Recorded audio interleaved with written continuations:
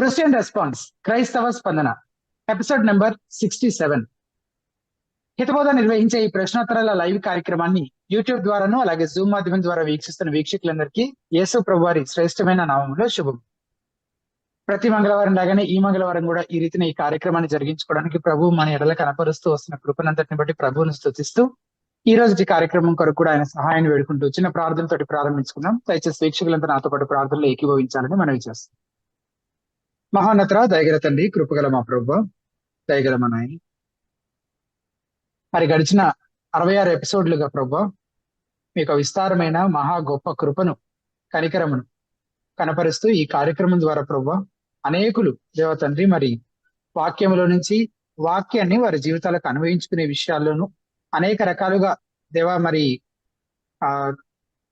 తలెత్తే ప్రశ్నలకు సమాధానాలు తెలుసుకోవడానికి, సమస్యలకు పరిష్కారాలు తెలుసుకోవడానికి, వారి సందేహాలను నివృత్తి చేసుకోవడానికి, మీ వాక్యాన్ని ఇంకా ఎక్కువగా ప్రేమించే విధంగా, దాన్ని ఇంకా ఎక్కువగా హత్తుకొని దాన్ని అవలంబించడానికి పురుకొల్పబడే విధంగా ఈ కార్యక్రమాన్ని ఎంతో మందికి దీవెనకరంగా ఆశీర్వాదకరంగా మీరు ఉంచుతూ ఉన్న విధానం అంతటిని బట్టి మీకు నిండు కృతజ్ఞతలు. ఈ రోజు కార్యక్రమం అంతట్లో కూడా మీ ఆ సహాయాన్ని కొనసాగించవలసిందిగా మీ సహాయం కొరకు వేడుకుంటూ బిబు గారిని మీ హస్తాలకు అప్పగిస్తూ ఉన్నాం. మీ సెలవు చాటును మరుగుపరిచి మీరు మాత్రమే మహిమ పొందమని, వింటున్న వారు ప్రభా మీ మాటలు వినగలగటానికి, మీ మహిమను చూడగలగటానికి, మీ ఔన్నత్యాన్ని గొప్పతనాన్ని కీర్తించడానికి, ప్రశంసించడానికి, మీ వాక్య జ్ఞానం చేత ప్రభా నింపబడిన వారే దేవా ప్రభా మరి ఆ రీతిని దీవించబడటానికి, ఆశీర్వదించబడటానికి ఆ రీతిన బిబు గారిని మీరు వాడుకుంటూ రావాల్సిందిగా మీ జ్ఞానం చేత నింపమని, కృప చూపించమని యేసు నామమున స్తుతించి ప్రార్థించి వేడుకుంటున్నాము తండ్రి. ఆమేన్. బిబు గారు, good evening brother. Good evening brother Yashwant. వీక్షకులందరికీ ప్రభుని యేసుక్రీస్తునామములో వందనాలు. ప్రతి వారం లాగానే ఈ వారం కూడా కొన్ని క్విక్ ఇన్స్ట్రక్షన్స్ తోటి మనము ప్రారంభించుకుందాం. ముందుగా ప్రశ్న అడగాలనుకునేవారు ఏం చేయాలి? ప్రశ్న అడగాలనుకునేవారు మీ ప్రశ్నని మీరు ఒకవేళ ఈ కార్యక్రమాన్ని యూట్యూబ్ లైవ్ లో వీక్షిస్తున్నట్లయితే ఆ పక్కనేనో లేదంటే కింద లైవ్ చాట్ ఉంటుంది కదా, ఆ లైవ్ చాట్ లో మీ క్వశ్చన్స్ ని టైప్ చేసి పోస్ట్ చేయొచ్చు. లేదు నేరుగా బిబు గారిని మీ ప్రశ్న అడగాలని అనుకుంటుంటే కనుక అదే లైవ్ చాట్ లో జూమ్ కి సంబంధించిన user ID, passcode, Zoom link ఉంచడం జరిగింది. ఆ డీటెయిల్స్, ఆ లింక్ లేదా డీటెయిల్స్ ద్వారా మీరు జూమ్ లో జాయిన్ అయ్యి జూమ్ లో నేరుగా బిబు గారిని మీ ప్రశ్న అడిగే ప్రయత్నం చేయొచ్చు. లేదా అసలు మాకు లైవ్ చాటే కనిపించడం లేదు అని ఒకవేళ మీరు అంటున్నట్లయితే అప్పుడు మీరు బహుశా హితబోధ యూట్యూబ్ ఛానల్ ని సబ్స్క్రైబ్ చేసుకుని ఉండకపోవచ్చు. సో ముందుగా యూట్యూబ్ సెర్చ్ బాక్స్ లో హితబోధ అని టైప్ చేస్తే హితబోధ యూట్యూబ్ ఛానల్ కనిపిస్తుంది. దాన్ని సబ్స్క్రైబ్ చేసుకొని బెల్ ఐకాన్ ప్రెస్ చేయాల్సిందే రిక్వెస్ట్ చేస్తున్నాము. అప్పుడు మీకు లైవ్ చాట్ కి యాక్సెస్ వస్తుంది. అందులో క్వశ్చన్ డైరెక్ట్ గా పోస్ట్ చేయొచ్చు, లేదా జూమ్ లింక్ ద్వారా జూమ్ లో జాయిన్ అయ్యి మీ ప్రశ్న నేరుగా బిబు గారిని అడగవచ్చు. అలాగే ప్రశ్నలు అడిగే వారందరూ జ్ఞాపకం ఉంచుకోవాల్సిన మరొక విషయము, మీ ప్రశ్నలు క్రిస్ప్ గా, షార్ట్ గా, స్ట్రైట్ గా మీ ప్రశ్న ఏంటో అడిగే ప్రయత్నం చేయండి. ఇంకా ఎక్కువ వివరాలు కావాలంటే బిబు గారు అడిగి తెలుసుకుంటారు. అండ్ ఒక యూజర్ ఐడి నుంచి పోస్ట్ చేస్తున్న క్వశ్చన్స్ లో ఒక యూజర్ ఐడికి ఒక ప్రశ్నకు మాత్రమే ముందుగా అవకాశం ఇవ్వడం జరుగుతుంది. ఒక జూమ్ పార్టిసిపెంట్ కి ఒక ప్రశ్నకు మాత్రమే అవకాశము. ఇంకొక ఫాలో అప్ క్వశ్చన్ ఉంటే ఒక ఫాలో అప్ క్వశ్చన్ కి రిలేటెడ్ అదే అంశానికి సంబంధించిన అయితే ఒక ఫాలో అప్ క్వశ్చన్ కి అవకాశం ఉంటుంది. పూర్తిగా వేరే అంశానికి సంబంధించిన అయితే చివరిలో సమయాన్ని బట్టి మీకు అవకాశం ఇస్తాం. అలాగే జూమ్ పార్టిసిపెంట్స్ ప్రాముఖ్యంగా జ్ఞాపకం ఉంచుకోవాల్సిన విషయము, మీరు ప్రశ్న అడగడము, బిబు గారు జవాబు చెప్పడము పూర్తి అయిపోయినట్టయితే మీరు జూమ్ నుంచి లీవ్ అయిపోయి యూట్యూబ్ లో ఈ లైవ్ కార్యక్రమాన్ని వీక్షించే ప్రయత్నం చేయాలని మనవి. అండ్ లైవ్ చాట్ లోనే ఒక యూజర్ ఐడి నుంచి లైవ్ చాట్ లో ఏ క్రమంలో అయితే ప్రశ్నలు పోస్ట్ చేస్తున్నారో, జూమ్ లో ఏ క్రమంలో అయితే పార్టిసిపెంట్స్ జాయిన్ అవుతున్నారో అదే క్రమంలో మీ ప్రశ్నలు తీసుకోవడం లేదా మీకు అవకాశం ఇవ్వడము జరుగుతుంది. సో మీ వంతు వచ్చేంత వరకు మీరు వేచి ఉండాలని మనవి చేస్తుంది. ఈ సంగతులన్నీ మీరు జ్ఞాపకం ఉంచుకొని ఆ రీతిని మాతో సహకరించాలని మనవి చేస్తూ ఈ రోజుకి కార్యక్రమాన్ని ఒక లైవ్ చాట్ ప్రశ్నతోటి మనం ప్రారంభించుకున్నాం.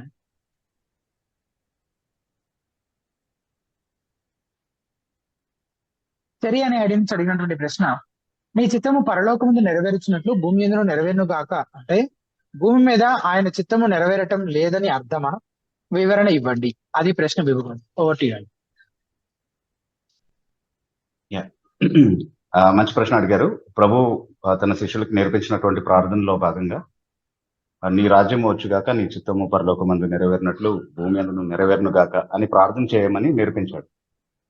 అయితే ఆ ఒక విషయం గురించి ప్రార్థన చేయమని లేఖనాలు మనకు నేర్పించినప్పుడు అది జరగదు లేదా జరగట్లేదు కాబట్టి చేయమని కాదు, అది ఖచ్చితంగా జరుగుతుంది.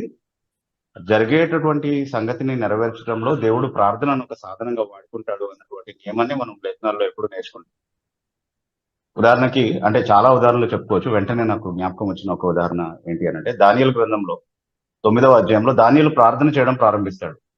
దేని కొరకు అని అంటే, ఇశ్రాయేలీయులు బబులోను చెర నుండి విడిపించబడే సమయం ఆసన్నమైంది అని ప్రవచనం ద్వారా ఆయన తెలుసుకుని, ఇర్మియా 70 సంవత్సరాల వరకు మాత్రమే మీరు చెరలో ఉంటారు, ఆ తర్వాత దేవుడు తిరిగి మిమ్మల్ని తీసుకొస్తాడు అన్నటువంటి విషయాన్ని జ్ఞాపకం చేసుకుని దేవాని మాట నెరవేర్చు అని ప్రార్థన చేస్తున్నాడు. అంటే దేవుడు నెరవేరుస్తానని చెప్పినటువంటి మాట గురించి ఎందుకు నెరవేర్చు అని ప్రార్థన చేస్తున్నాడు అంటే, దేవుడు తన చిత్తాన్ని నెరవేర్చే ప్రతి క్రమంలోనూ తన బిడ్డల ప్రార్థన, తన బిడ్డల ఆ, ఆ, ఆ, విజ్ఞాపన, వీటిని ఆయన సాధనంగా వాడుకుంటాడు అని చెప్పడానికి చాలా ఉదాహరణలు మనం చూడొచ్చు. సో దేవుని చిత్తం కూడా ఖచ్చితంగా దేవుని చిత్తమే భూమి మీద నెరవేరుతుంది తప్పనిసరిగా. అది ఆ ఆ, అలా జరగడం చూడాలని ఆకాంక్షించేటటువంటి వారి ప్రార్థనల ఆ, సాధనాన్ని కూడా దేవుడు వినియోగించుకుని తన చిత్తాన్ని జరిగించుకుంటాడు అని చెప్పడానికి ఆ, ఒక వన్ ఆఫ్ ద ఇన్స్టెన్సెస్ ఈ లార్డ్స్ ప్రేయర్ కూడా అని చెప్పుకోవచ్చు మనం ఖచ్చితంగా. అంతేకాకుండా దేవుని సార్వభౌమ్య చిత్తం, దేవుని యొక్క నిత్య ప్రణాళిక అనేది ఏదైతే ఉందో అది ఎప్పుడూ నిరర్ధకం అవడం అనేది సాధ్యం కాదు. అయితే దేవుని చిత్తంలో వేరొక కోణం ఉంది. మానవ బాధ్యతగా మనం చేయడానికి దేవుడు మనకు ఆజ్ఞాపించినటువంటి ఆజ్ఞ రూపేణ ప్రత్యక్షపరచబడినటువంటి దేవుని చిత్తం, దాన్ని మనుషులు ఉల్లంఘించే అవకాశం ఉందా అంటే ఉల్లంఘిస్తున్నారు. అందుకే దాన్నే పాపం అన్నారు కదా, అజ్ఞాతిక్రమమే పాపం అన్నారు. సో భూమి మీద ఇంకా అతిక్రమంలో జరిగేటటువంటి పరిస్థితిలో మనుషులు ఉన్నారు. కానీ దేవుని రాజ్యం వచ్చినప్పుడు పరలోకంలో ఎలాగైతే ఎలాంటి అతిక్రమణ లేకుండా దేవదూతలందరూ కూడా దేవుని మాటని శిరసావహించి తన చిత్తానికి ఇష్టపూర్వకంగా లోబడతారు, అలాంటి పరిస్థితే ఉంటుంది. ఆ రోజులు రావాలి, ఆ రాజ్యం స్థాపించబడాలి అన్నటువంటి ఉద్దేశంతో చేయమని నేర్పించినటువంటి ప్రార్థన అన్నమాట. సో ఈ రెండు కోణాల్లో కూడా ఖచ్చితంగా దీన్ని మనం అర్థం చేసుకోవచ్చు. తర్వాత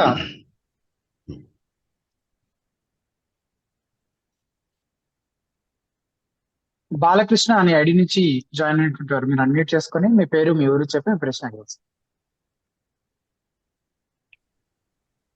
సార్ ప్రైలాడ్ సార్. ప్రైజ్ వాడండి సార్ నాకు చిన్న డౌట్ సార్. ఒక క్రైస్తవ విశ్వాసి,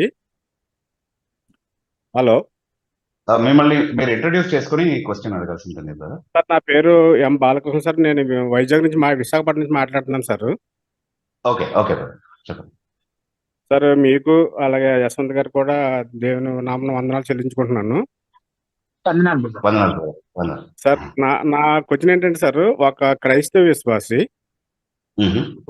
మంచిగా అంటే దేవుల్లో సాగుతున్నటువంటి విశ్వాసి మతము తర్వాత కులాన్ని లేకపోతే పేరుని మార్చుకోవాలా కంపల్సరీ?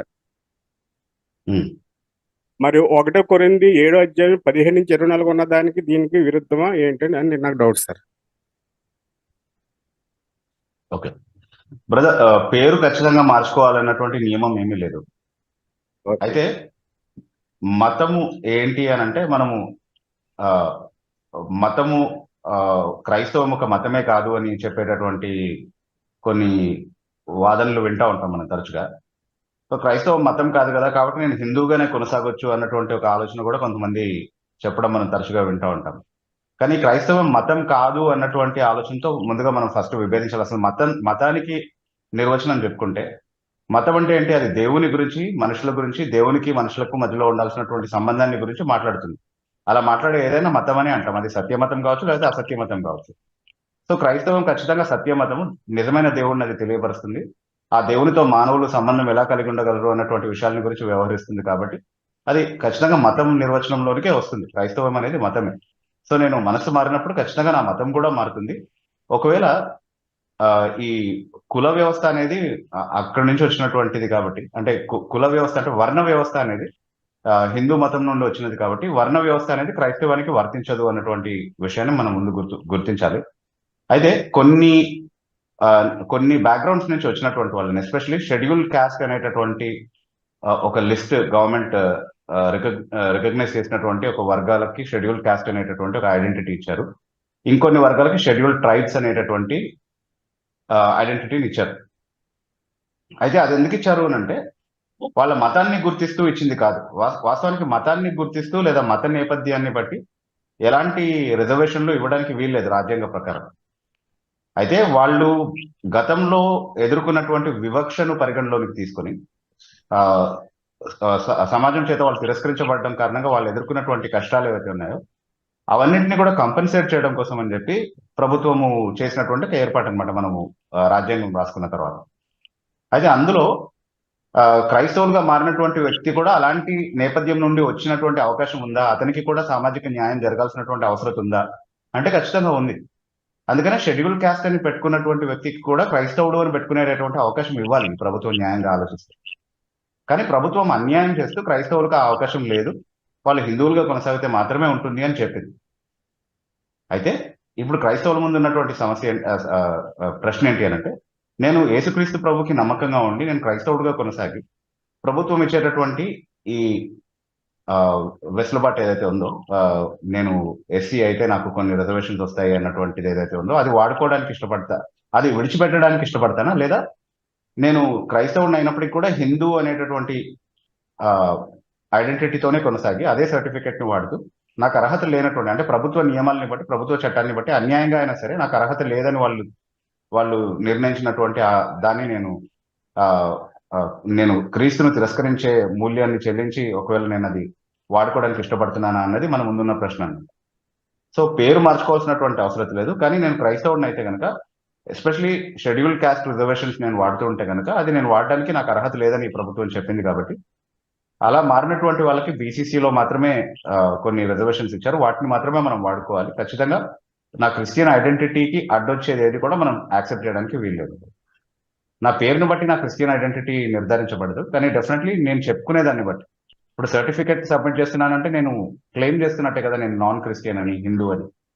సో అలా నా ఐడెంటిటీకి, క్రిస్టియన్ ఐడెంటిటీకి అడ్డొచ్చే ఏదైనా సరే దాన్ని మనం తొలగించుకోవాలి, అందులో మనం కొనసాగడానికి వీల్లేదు. అది that is the concern. Balakrishna గారు సార్, మరి ఫస్ట్ కొరింథీ 15-24 ఉన్నది దాని పరిస్థితి సార్, మరి ఏ స్థితిలో ఉంటే ఆ స్థితిలోనే కొనసాగమని పౌలు గారు చెప్పారు. అవును అవును బ్రదర్, అంటే దాని అర్థం మీరు హిందూగా ఉంటుంటే హిందూగానే కొనసాగమని కాదు. డెఫినెట్లీ అంటే విగ్రహారాధికులుగా ఉంటే విగ్రహారాధనలోనే కొనసాగండి, మీరు తాగుబోతులుగా ఉండుంటే తాగుబోతులుగానే కొనసాగండి, లేకపోతే ఇంకేదైనా బైబిల్ ఆమోదించినటువంటి ఏదైనా పరిస్థితిలో ఉంటే అలాగే కొనసాగండి అని కాదు. దాని అర్థం వివాహం కాంటెక్స్ట్ లో ప్రాథమికంగా మాట్లాడుతున్నాడు, దాంతోపాటు ఇంకొన్ని విషయాల్ని ప్రస్తావించాడు అంతే, అది అన్నిటికీ వర్తించే నియమం కాదు.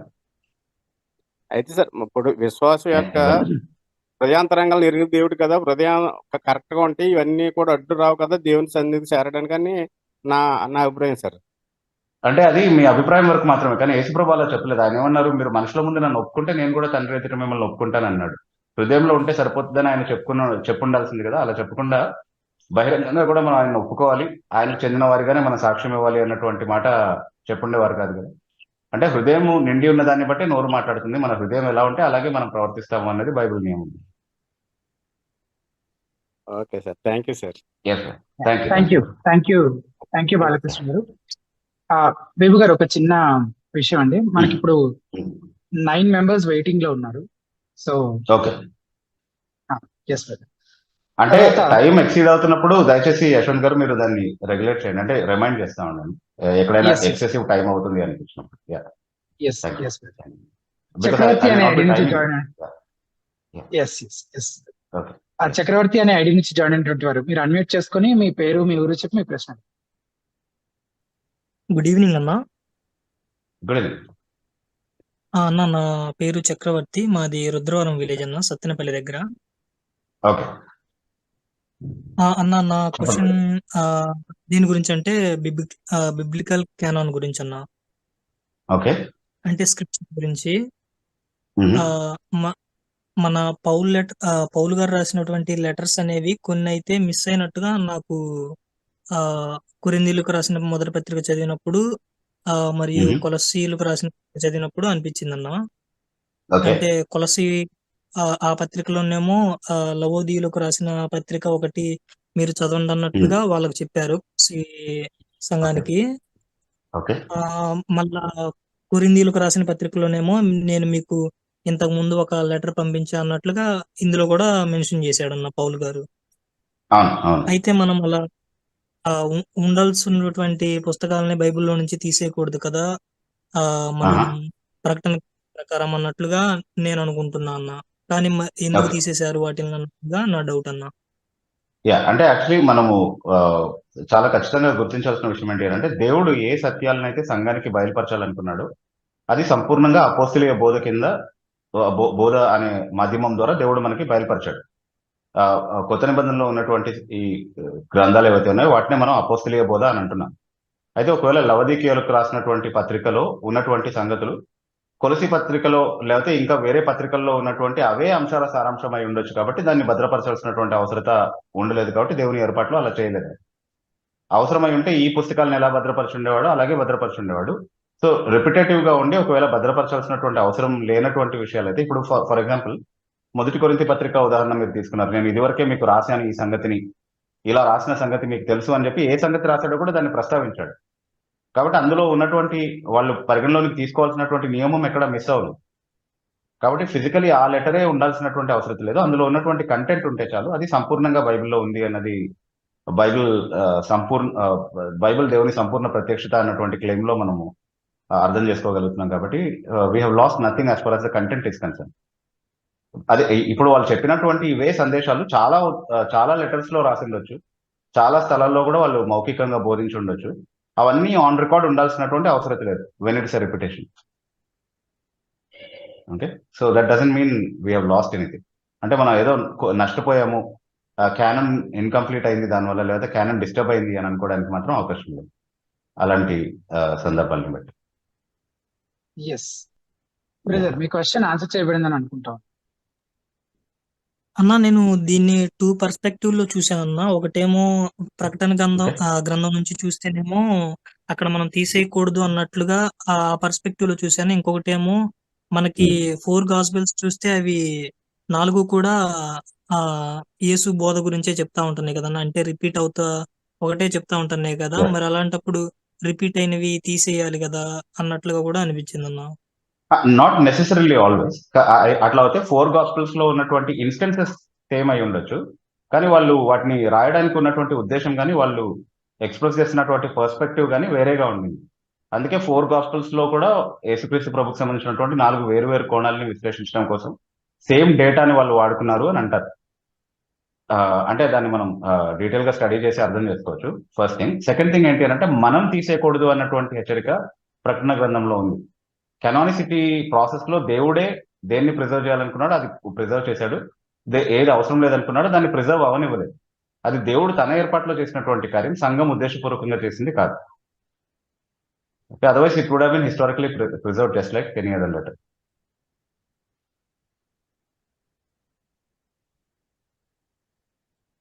ఓకే, ఎస్ అన్న, థ్యాంక్ యూ అన్న.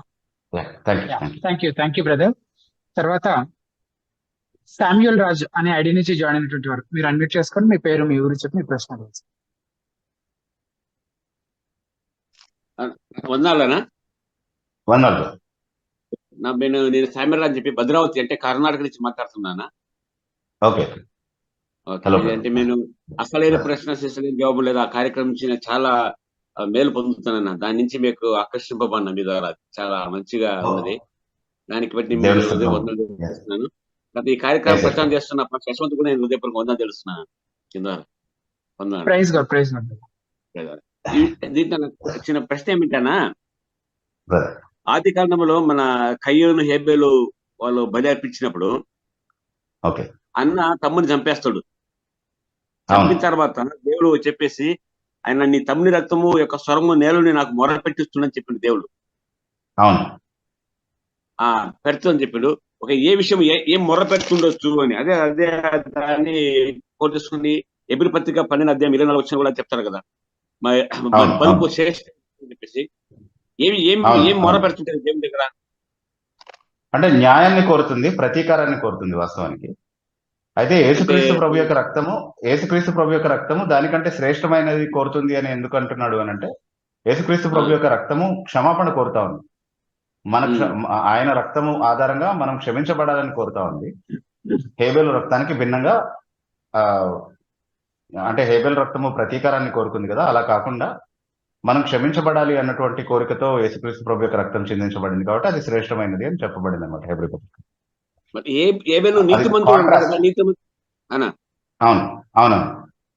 ఏబేలు నీతిమంతుడు ప్రతీకారం అంటారు కదా, నీతిమంతుడు ప్రతీకారం కోరొచ్చు అన్న?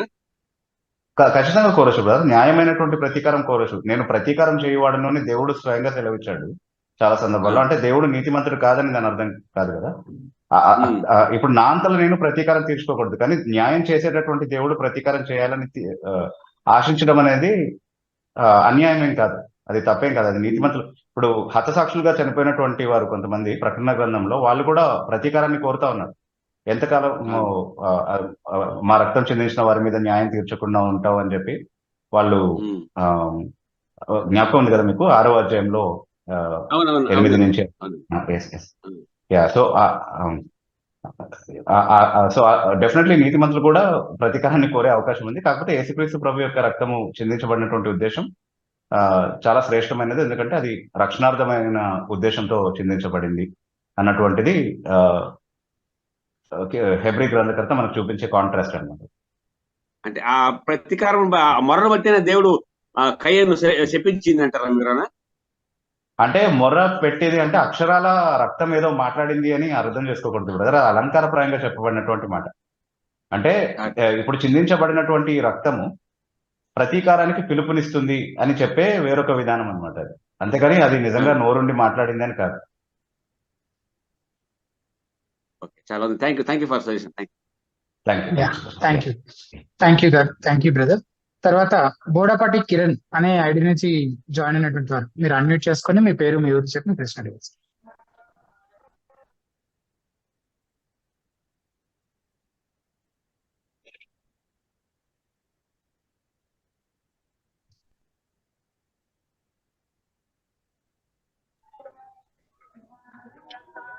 హలో అన్న, వినపడిందమ్మా? అన్న, యేసుక్రీస్తు వారు అని, నా పేరు కిరణ్ కుమార్. మీ పేరు మీ ఊరు చెప్పి మీరు పరిచయం చేసుకొని ఆ తర్వాత మీ ప్రశ్న అడగండి. అన్న, నా పేరు కిరణ్ కుమార్ గోరంట్ల. మీ ప్రశ్న గోరంట్ల నుంచి. అన్న, ఇప్పుడు ఇది యేసుక్రీస్తు వారు బాప్తిసం తీసుకుని వచ్చిన తర్వాత వెంటనే ఎక్కడికి వెళ్ళాడు? మత్తయి సువార్తలో ఒకలాగుంది, యోహాను సువార్తలో ఒకలాగుంది అనిపించింది అన్న, అది కొంచెం క్లారిటీ ఇస్తారేమోనని. మత్తయి సువార్తలో మరునాడు అని ఉంటుంది అన్న, మరునాడు అని ఉంటుంది, అది కొంచెం క్లారిటీ ఇవ్వండి. షూర్. మత్తయి సువార్తలో మర్నాడు అని చెప్పబడినటువంటి మాట ఏదైతుందో దాన్నే మనం ఖచ్చితంగా ఆధారంగా తీసుకోవాలి. ఆయన ఆత్మచేత అరణ్యంలోనికి నడిపించబడి అక్కడ ఉపవాసం ఉన్నాడు 40 రోజులు. అది అయిన తర్వాత మళ్ళీ బయటకు వచ్చినప్పుడు బాప్తిస్మిచ్చు యోహాను ఆయన్ని చూసి ఆయన గురించి చెప్పినటువంటి సాక్ష్యం, అంటే నేను బాప్తిస్మం ఇచ్చినప్పుడు ఇలా ఆత్మ ఆయన మీదకి దిగిరావడం నేను చూశాను, అలా చూసినంత వరకు నాకు కూడా ఆయన ఎవరో నేను తెలియదు, కానీ ఈ సూచన దేవుడు నాకు ఇచ్చాడు, అలా నేను నిర్ధారించుకున్నాను, ఈయనే నా వెనకాల వచ్చేటటువంటి ఆత్మ ద్వారా బాప్తిస్మం ఇచ్చేటటువంటి గొప్ప వ్యక్తి, ఈయనే లోకపాపాన్ని మోసుకుని పోయే గొర్రెపిల్ల, దేవుని గొర్రెపిల్ల అని యోహాను సువార్తలో సాక్ష్యం ఇస్తున్నాడు. ఇది 40 రోజుల ఉపవాసము జరిగిపోయిన తర్వాత ఉన్నటువంటి సంఘటన గురించి యోహాను 1:27 నుంచి మనం చదువుతా ఉన్నాం, 28 నుంచి. ఓకే, సో ఆ తర్వాత 2-3 రోజులకు ఆయన కానా విందులో ఉన్నట్టుగా మనం చూస్తా ఉన్నాం అనమాట. సో ఈ సీక్వెన్స్ లో దీన్ని అర్థం చేసుకున్నప్పుడు అక్కడ వైరుధ్యం ఆరోపించడానికి ఏమీ అవకాశమే ఉండదు. ఓకే కిరణ్.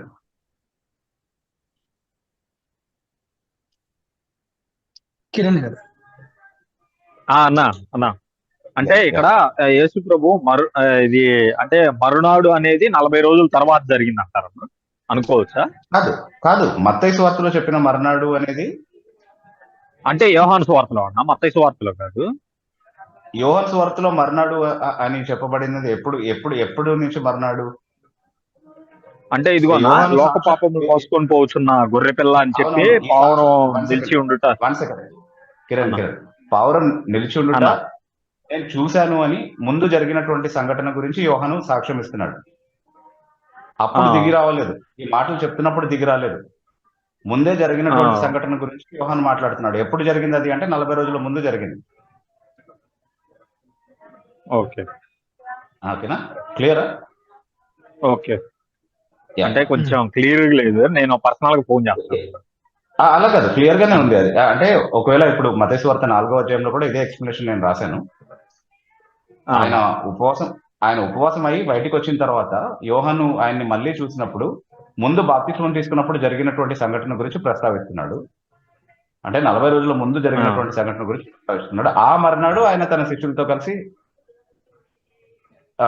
కానా విందుకు వెళ్ళాడు. అది sequence actually. Okay okay, you can slowly try to understand. And commentary okay, కూడా thank you. ఒకసారి రిఫర్ చేయడానికి కూడా ప్రయత్నించండి. ఓకే ఓకే తర్వాత శామ్ ఫ్రమ్ వైజాగ్ అనే ఐడి నుంచి జాయిన్ అయినటువంటి మీరు అన్మ్యూట్ చేసుకొని మీ పేరు, మీ ఎవరు చెప్పి మీ ప్రశ్న అడగచ్చు. ప్రైజ్ బ్రదర్, నేను శ్యామ్ మాట్లాడుతున్నానండి వైజాగ్ నుంచి.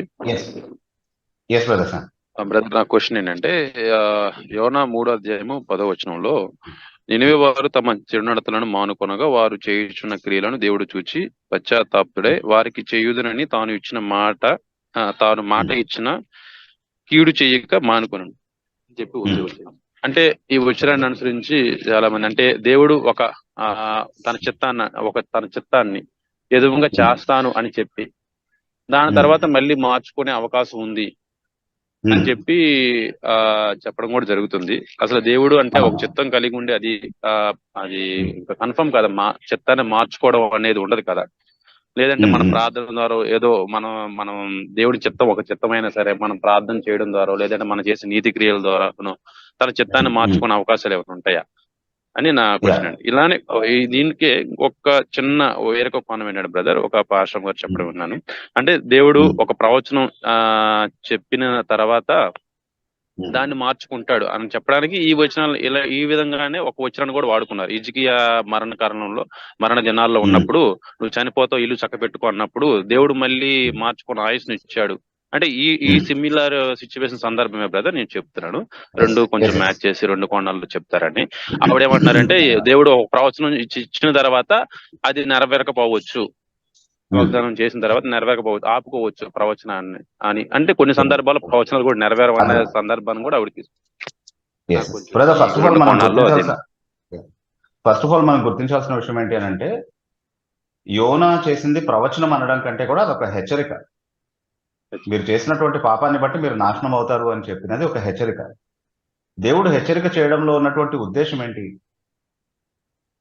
వాళ్ళకి మారు మనసు అవకాశం ఇచ్చే ఉద్దేశంతోనే దేవుడు హెచ్చరిక చేసేటటువంటి ఒక వ్యక్తిని పంపిస్తాడు. అది వాళ్ళకు ఇవ్వబడినటువంటి ఒక అవకాశం అనమాట. దాన్ని వాళ్ళు సద్వినియోగం చేసుకుంటే దేవుడు వాళ్ళ మీదకి హెచ్చరికగా చెప్పినటువంటి ఆ శిక్షను రాకుండా చేయగలిగే న్యాయవంతుడు అన్నటువంటి విషయాన్ని మనం అర్థం చేసుకోవాలి. అల్టిమేట్లీ నినవే పట్టణస్థులు కాపాడబడాలి అన్నదే దేవుని యొక్క ఉద్దేశం. దాన్ని నెరవేర్చడానికి ఆయన యోనా చేత చేయబడినటువంటి హెచ్చరికని ఒక సాధనంగా వాడుకున్నాడు అనేది మనం అర్థం చేసుకోవాలి. అక్కడ దేవుడు తన మనసును మార్చుకోలేదు, నినవే పట్టణస్థులు తమ మనసును మార్చుకున్నారు. వాస్తవానికి వాళ్ళకి మారు మనసు వచ్చింది, దేవుడికి కాదు మారు మనసు వచ్చింది. అంటే ఇది ఆయన చిత్తము అని అనుకోవడానికి లేదా బ్రదర్? ఇది హెచ్చరిక తర్వాత అదే నేను చెప్తున్నాను. దానికి మీరు ఇంకొక వచనం చదవండి. ఇర్మియా గ్రంథము 18వ అధ్యాయము బ్రదర్. ఒకవేళ మీరైనా యశ్వంత్ బ్రదర్ అయినా చదవచ్చు, ఫాస్ట్ గా ఎవరు తీసి చదవగలరో వాళ్ళు చదవండి. 18వ అధ్యాయం, ఇర్మియా గ్రంథం 18వ అధ్యాయము 7 నుంచి 10 వరకు ఉన్నటువంటి వాక్య భాగాల్ని కొంచెం ఫాస్ట్ గా చదివండి. 4 వచనాలు ఉన్నాయి. దాన్ని పెళ్లగిందుననియు విరుగగొట్టుదుననియు నశింపజేయుదుననియు ఏదో ఒక జనమును గూర్చి గాని రాజ్యమును గూర్చి గాని నేను చెప్పి ఉండగా ఏ జనమును గూర్చి నేను చెప్పితునో ఆ జనము చెడుతనము చేయుట మానిన ఎడల నేను వారికి చేయుదునను ఉద్దేశించిన కీడును గూర్చి సంతాపపడుదును. మరియు కట్టెదననియు నాటెదననియు ఒక జనమును గూర్చి గాని రాజ్యమును గూర్చి గాని నేను చెప్పి ఉండగా ఆ జనము నా మాట వినకుండా నా దృష్టికి కీడు చేసిన ఎడల దానిని చేయదలిచిన మేలను గూర్చి నేను సంతాపపడుదును. కాబట్టి నువ్వు వెళ్లి యూదావారితోనూ యెరూషలేము నివాసులతోనూ సరిపోయింది. అయితే చాలా క్లియర్ గా ఒక ప్రిన్సిపల్ అర్థమవుతా ఉంది మనకి. అక్కడ దేవుడు ఒక నిర్దిష్టమైనటువంటి నియమాన్ని బట్టి పనిచేస్తాడు ఎప్పుడు కూడా. నువ్వు నీతి చేస్తే నీకు మేలు చేయాలనే సంకల్పాన్ని కలిగి ఉన్నాడు, నువ్వు పాపం చేస్తే నీ మీద శిక్షావిధి తీసుకురావాలన్నటువంటి సంకల్పంతో ఉన్నాడు. సో నువ్వు మేలు చేసినప్పుడు నీకు మేలు చేస్తానని నీకు నిన్ను ఆశీర్వదిస్తానని చెప్పి నిన్ను ప్రోత్సహిస్తాడు అదే మేలులో కొనసాగడానికి.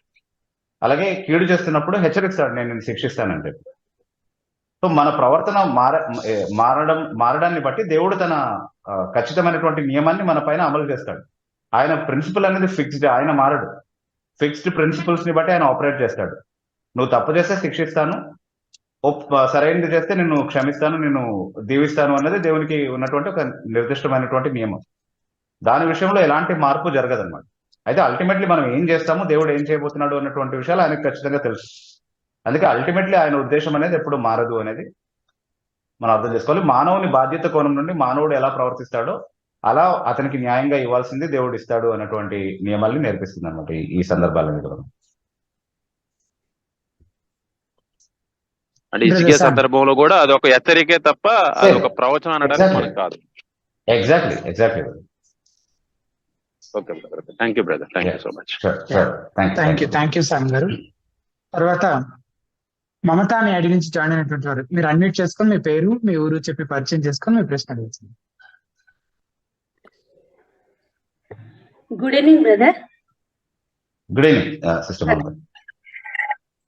బ్రదర్, నేను ఒక ప్రశ్న అడుగుదాం అనుకుంటున్నాను. అదేంటంటే మీ పేరు మీ ఊరు చెప్పి మీ పరిచయం చేసుకొని మీ ప్రశ్న అడుగుతారా? మమత, హైదరాబాద్ నుంచి కాల్ చేస్తున్నా బ్రదర్. మీ ప్రశ్న అడగచ్చు సార్. బ్రదర్, ఈ మధ్య నేను ఒక నాస్తికుడి మతం గురించి చెప్పిన ఒక వీడియో చూసాను బ్రదర్. అందులో ఏంటంటే క్రైస్తవ్యం చెప్తూ అసలు క్రైస్తవులు నమ్మేది ఏంటంటే స్త్రీ పురుషుల కలయిక ద్వారా పుట్టిన వాళ్ళందరూ, అంటే ఆదాము హవ్వలు ద్వారా పుట్టిన మనుషులందరూ కూడా పాపులే అని చెప్పారనమాట ఆ వీడియోలో. అందుకే యేసు స్త్రీ పురుషుల కలయిక ద్వారా పుట్టలేదు అని చెప్తూ మరియ గర్భము ధరించి అది పురుషుని యొక్క ప్రమేయం లేకుండా పరిశుద్ధాత్మ ద్వారా యేసు పుట్టాడు అని చెప్పి అందరికీ చెప్తున్నారు అని చెప్పి ఆ వీడియోలో చెప్పడం జరిగింది. ఇది ఇందులో నిజాలు ఎంత అన్నా? అంటే బైబిల్లో యేసుక్రీస్తు ప్రభు కన్యకకు జన్మించడానికి కారణము జన్మ పాపం లేకుండా ఆయన పుట్టడం కోసమే అన్నటువంటి స్టేట్మెంట్ ఎక్కడైనా మీకు చదివినట్టు గుర్తుందా కృష్ణ మమత? బైబిల్లో అలాంటి స్టేట్మెంట్ ఎక్కడా లేదు. ఓకే, ఇది వాళ్ళు చెప్తున్నటువంటి ఒక వివరణ మాత్రమే, అంటే ఫిలసాఫికల్. ఇది కొంతమంది క్రైస్తవులు కూడా చెప్తా ఉన్నారు ఇట్లాగే. కానీ బైబిల్లో అలాంటి స్టేట్మెంట్ కానీ అలాంటి స్టేట్మెంట్ కి దారి తీసేటటువంటి భావం కానీ ఎక్కడా లేదు. యేసుక్రీస్తు ప్రభు కన్యకకు జన్మించాలి అన్నది ప్రవచనంలో చెప్పబడినటువంటి ఒక సూచన. సో ఆ సూచన నెరవేర్పుగా అలా జరిగింది అనేది మనం ఖచ్చితంగా చెప్పుకోవచ్చు. అంతేకాకుండా యేసుక్రీస్తు ప్రభు యొక్క ఉనికి అనేది పునరుత్పత్తి క్రమం వల్ల ప్రారంభమైంది కాదు. ఆయన ముందే ఉనికిలో ఉన్నాడు. ఆయన ఈ లోకానికి రావడానికి ఒక స్త్రీ గర్భాన్ని సాధనంగా వాడుకున్నాడే తప్ప పునరుత్పత్తి క్రమంలో జరిగేటటువంటి స్త్రీ పురుషుల కలయిక అన్నది ఆయనకు వర్తించాల్సినటువంటి అవసరం లేదు. ఆయనకు దేవుడు ఒక శరీరాన్ని అమర్చాడు అనేటువంటి మాట చెప్తా ఉంది బైబిల్. అలాగే ప్రకటన గ్రంథం 3వ అధ్యాయము 14వ వచనంలో అనుకుంటాను, ఆయన సృష్టిలో ప్రముఖుడు ప్రథముడు అన్నటువంటి మాట చెప్పినప్పుడు సృష్టించబడినటువంటి అన్నిటిలోనూ ఆయన శరీరం, ఆయన కొరకు దేవుడు అమర్చినటువంటి ఆ శరీరం ఏదైతే ఉందో అదే సృష్టి అంతట్లో అత్యంత గొప్పదైనటువంటి సృష్టి. దేవుడు యేసుక్రీస్తుకి తయారు చేసినటువంటి శరీరం. అంటే యేసుక్రీస్తు ప్రభు సృష్టించబడినటువంటి వ్యక్తి కాదు, ఆయన దేవుడు. అయితే మానవుడుగా ఆయన ఈ లోకానికి రావడానికి, మానవ శరీరాన్ని ధరించుకోవడానికి అవసరమైనటువంటి దేహాన్ని దేవుడు ఆయన కోసం ఏదైతే తయారు చేశాడో అది సృష్టిలో అత్యంత ప్రాముఖ్యమైనటువంటిది అనమాట. దేవుడు ఆదామును ఏదీ లేకుండా, అంటే స్త్రీ పురుషుల కలయిక ఏదీ లేకుండా ఎలాగైతే తయారు చేశాడో అలాగే రెండవ ఆదాముని కూడా ఏ సహాయము లేకుండా కనీసం మట్టిని వాడాడు దేవుడు ఆదాము, మొదటి ఆదాముని తయారు చేయడానికి. కానీ ఈయన పరలోకం నుండి దిగొచ్చినటువంటి ప్రభువు కాబట్టి, ఆత్మరూపి అయినటువంటి ప్రభువు కాబట్టి ఆయనకు అమర్చడానికి ఆయన అద్భుతంగా ఇంకొక దేహాన్ని తయారు చేశాడు. సో ఈయన రెండవ ఆదాము అని చెప్పడానికి కూడా ఇది ఒక ఆధారంగా ఉంది. ఎలాగైతే మొదటి ఆదాము మనుషులను అతిక్రమానికి పాపానికి నడిపించాడో అలాగే నీతికి మనుషులను నడిపించేటటువంటి రెండవ ఆదాము రావడానికి దేవుడు నియమించినటువంటి ఒక విధానం ఇది అన్నటువంటి విషయాన్ని మాత్రమే మనం చెప్పగలం తప్ప, ఒకవేళ స్త్రీ పురుషుల కలయిక వల్లనే ఒక శరీరాన్ని తయారు చేసి అది యేసుక్రీస్తుకి అమర్చాలి, అయితే దానికి మానవ పాపం అంటకుండా దాన్ని భద్రపరచాలి అని ఒకవేళ దేవుడు ఉద్దేశించుంటే అలా చేయగలిగి ఉండేవాడు. కానీ మనకెలా తెలుస్తుంది ఆ విషయం? అది అద్భుతంగానే ఉండాలి, అది వేరుగానే ఉండాలి కదా, అందరికీ జరిగేదానికంటే వేరుగానే ఉండాలి. కాబట్టి దాన్ని యేసుక్రీస్తు ప్రభుని ప్రత్యేకపరిచి ఆ విధంగా చేశారు.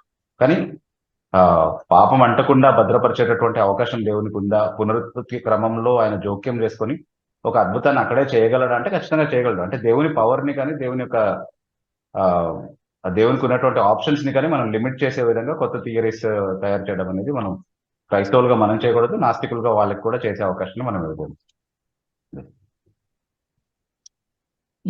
సిస్టర్ బ్రదర్ అర్థమైంది brother.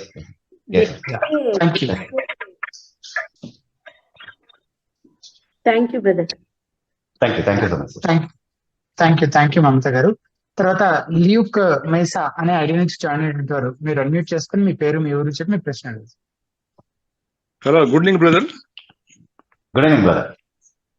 I am Luke from Hyderabad. Yes brother, Luke. the Greek scholar. Yes brother. Please, I am not a scholar. I am a student. Yes brother, please go ahead. Brother, కొరింథీయులకు రాసిన మొదటి పత్రిక 3-16 వచనం వరకు ఉన్న ఈ passage లో Yes brother. Particular గా నాకు ఎక్కడంటే ఈ 10వ వచనం కొంచెం it is mysterious for me. Please explain. 10వ వచనం ఒకసారి చదువుతారా బ్రదర్ మీరు? ఇందువలన దేవదూతలను బట్టి అధికార సూచన స్త్రీకి తల మీద ఉండవలను. అంటే ఇక్కడ దేవదూతలను ఎందుకు ఇక్కడ ప్రస్తావన వచ్చింది అర్థం కావట్లేదు నాకు. అంటే దేవదూతల ప్రెజెన్స్ ఉంది అంటే మీరు సంఘంగా కూడి వచ్చినప్పుడు చేయాల్సినటువంటి నియమాలని గురించి మాట్లాడుతూ ఉన్నారు కదా అక్కడ. అవునవును. సో సంఘంగా మనం ఆరాధించేటటువంటి స్థలంలో దేవుని ప్రెజెన్స్ ఉన్నటువంటి ప్రతి చోట దేవదూతల ప్రెజెన్స్ కూడా ఉంది అనేది మనం ఖచ్చితంగా నేర్చుకోగలం. చాలా వచనాలు దీన్ని నిర్ధారిస్తా ఉన్నాయి పాత నిబంధన నుంచి కూడా. కీర్తనలు 34:7 కావచ్చు, లేకపోతే యేసుక్రీస్తు ప్రభు కూడా హెబ్రీ పత్రిక 1వ అధ్యాయంలో కూడా 13-14 వచనాల్లో ఉన్నటువంటి సందర్భాలు, ఇలాంటివన్నీ కూడా మనం పరిగణలోకి తీసుకున్నప్పుడు విశ్వాసులతో పాటు, విశ్వాసుల సమాజంతో పాటు దేవదూతలు కూడా ఉంటారు అన్నటువంటి విషయాన్ని మనం అర్థం చేసుకుంటున్నాము. సో స్త్రీలు తలపైన ముసుగు ఎందుకు ధరించాలి అని అంటే, ఒకటి పురుషుని అధికార సూచనగా, ఒకటి అలాగే దేవదూతల ప్రెజెన్స్ ని కూడా అక్నాలెడ్జ్ చేసే కోణం అందులో ఉంది అన్నటువంటి మాట అక్కడ చెప్పబడింది. అదే దేవదూతలు అక్కడ ఉన్నారంటే ఎందుకు వీళ్ళు ముసుగు వేసుకోవడం ఎందుకు నాకు అర్థం కావట్లేదు. స్త్రీ ముసుగు వేసుకోవాలి అంటే basically when you are in the presence of God అన్నది కాంటెక్స్ట్. అంటే మీరు సంఘంగా కూడి వచ్చినప్పుడు అన్నది. అవునవును. So it is talking about the special presence of God. భార్యాభర్తలకు అది అక్కడ పెట్టిన క్రమాన్ని వాళ్ళు ఒబీడియన్స్ చూపిస్తున్నారు in the presence of God అని చెప్పడం. In the special presence of God, in the special presence of God అంటే ఇప్పుడు దేవదూతల్ని కొన్ని ప్లేసెస్ లో, ఇప్పుడు దేవుని తీర్పు గురించి మాట్లాడుతున్నప్పుడు కూడా దేవుని దూతల సమక్షంలో ఇట్లాంటి మాటలు చెప్తా ఉంటారు కొన్నిసార్లు. అంటే to signify the presence of God and the whole heavenly presence in that particular scenario. అది చాలా సందర్భాల్లో వాడుతూ ఉంటారు, దేవదూతల ప్రస్తావన తీసుకొస్తా ఉంటారు. It is not with any particular significance to the angels themselves. Okay, but స్త్రీని ఎందుకు ముసుగు వేసుకోవాలి, పురుషుడు ఎందుకు వేసుకోకూడదు అంటే అక్కడ దేవుని పురుషుడు అంటే అది మీరు ఇది సెకండ్ క్వశ్చన్ గా తీసుకుంటున్నాను బ్రదర్. అంటే ఆ కాంటెక్స్ట్ అంతా మీరు సో ఆ కాంటెక్స్ట్ అంతా మీరు చదివినప్పుడు చాలా క్లియర్ గా చెప్తున్నాడు పాల్. అంటే ఇప్పుడు if you can read it will be clear అనుకుంటా. 7వ వచనం నుండి అలా చదివితే అంటే రీజన్ డైరెక్ట్ గానే స్టేట్ చేస్తున్నాడు కదా. పురుషుడైతే దేవుని పోలికయు మహిమయునై ఉన్నాడు గనుక తల మీద ముసుగు వేసుకునకూడదు గాని స్త్రీ పురుషుని మహిమయ్య ఉన్నది. సో ఈ హైరార్కీ చెప్తా ఉన్నాడు, పురుషుడు తల మీద ముసుగు వేసుకుంటే దేవుని మహిమను కప్పినవాడు అవుతాడు. అంటే దేవుని మహిమకు ముసుగు వేస్తున్నట. ఎగ్జాక్ట్లీ, సూచనప్రాయంగా దేవుని మహిమను కప్పినవాడు అవుతాడు, దేవుని మహిమను కవర్ చేసిన వాడు అవుతాడు. కానీ స్త్రీ ముసుగు ధరించినప్పుడు పురుషుని మహిమకు ముసుగు వేస్తా ఉంది. అంటే అది మనిషిని దేవుని హెచ్చిస్తూ మనిషిని తగ్గించడం అన్నటువంటి సిగ్నిఫికేషన్ ఇస్తా ఉంది అనమాట. అంటే పురుషుని యొక్క దేవుని యొక్క సన్నిధిలో పురుషుని యొక్క మహిమను బహిర్గతం చేయకూడదు కాబట్టి ముసుగు వేసుకోవాలి. Exactly. Okay, thank you very much brother. Thank you. తర్వాత దినేష్ కుమార్ అనే ఐడి నుంచి జాయిన్ అయినటువంటి వారు, మీరు అన్మ్యూట్ చేసుకొని మీ పేరు మీ ఊరు చెప్పి మీ ప్రశ్న అడగచ్చు బ్రదర్.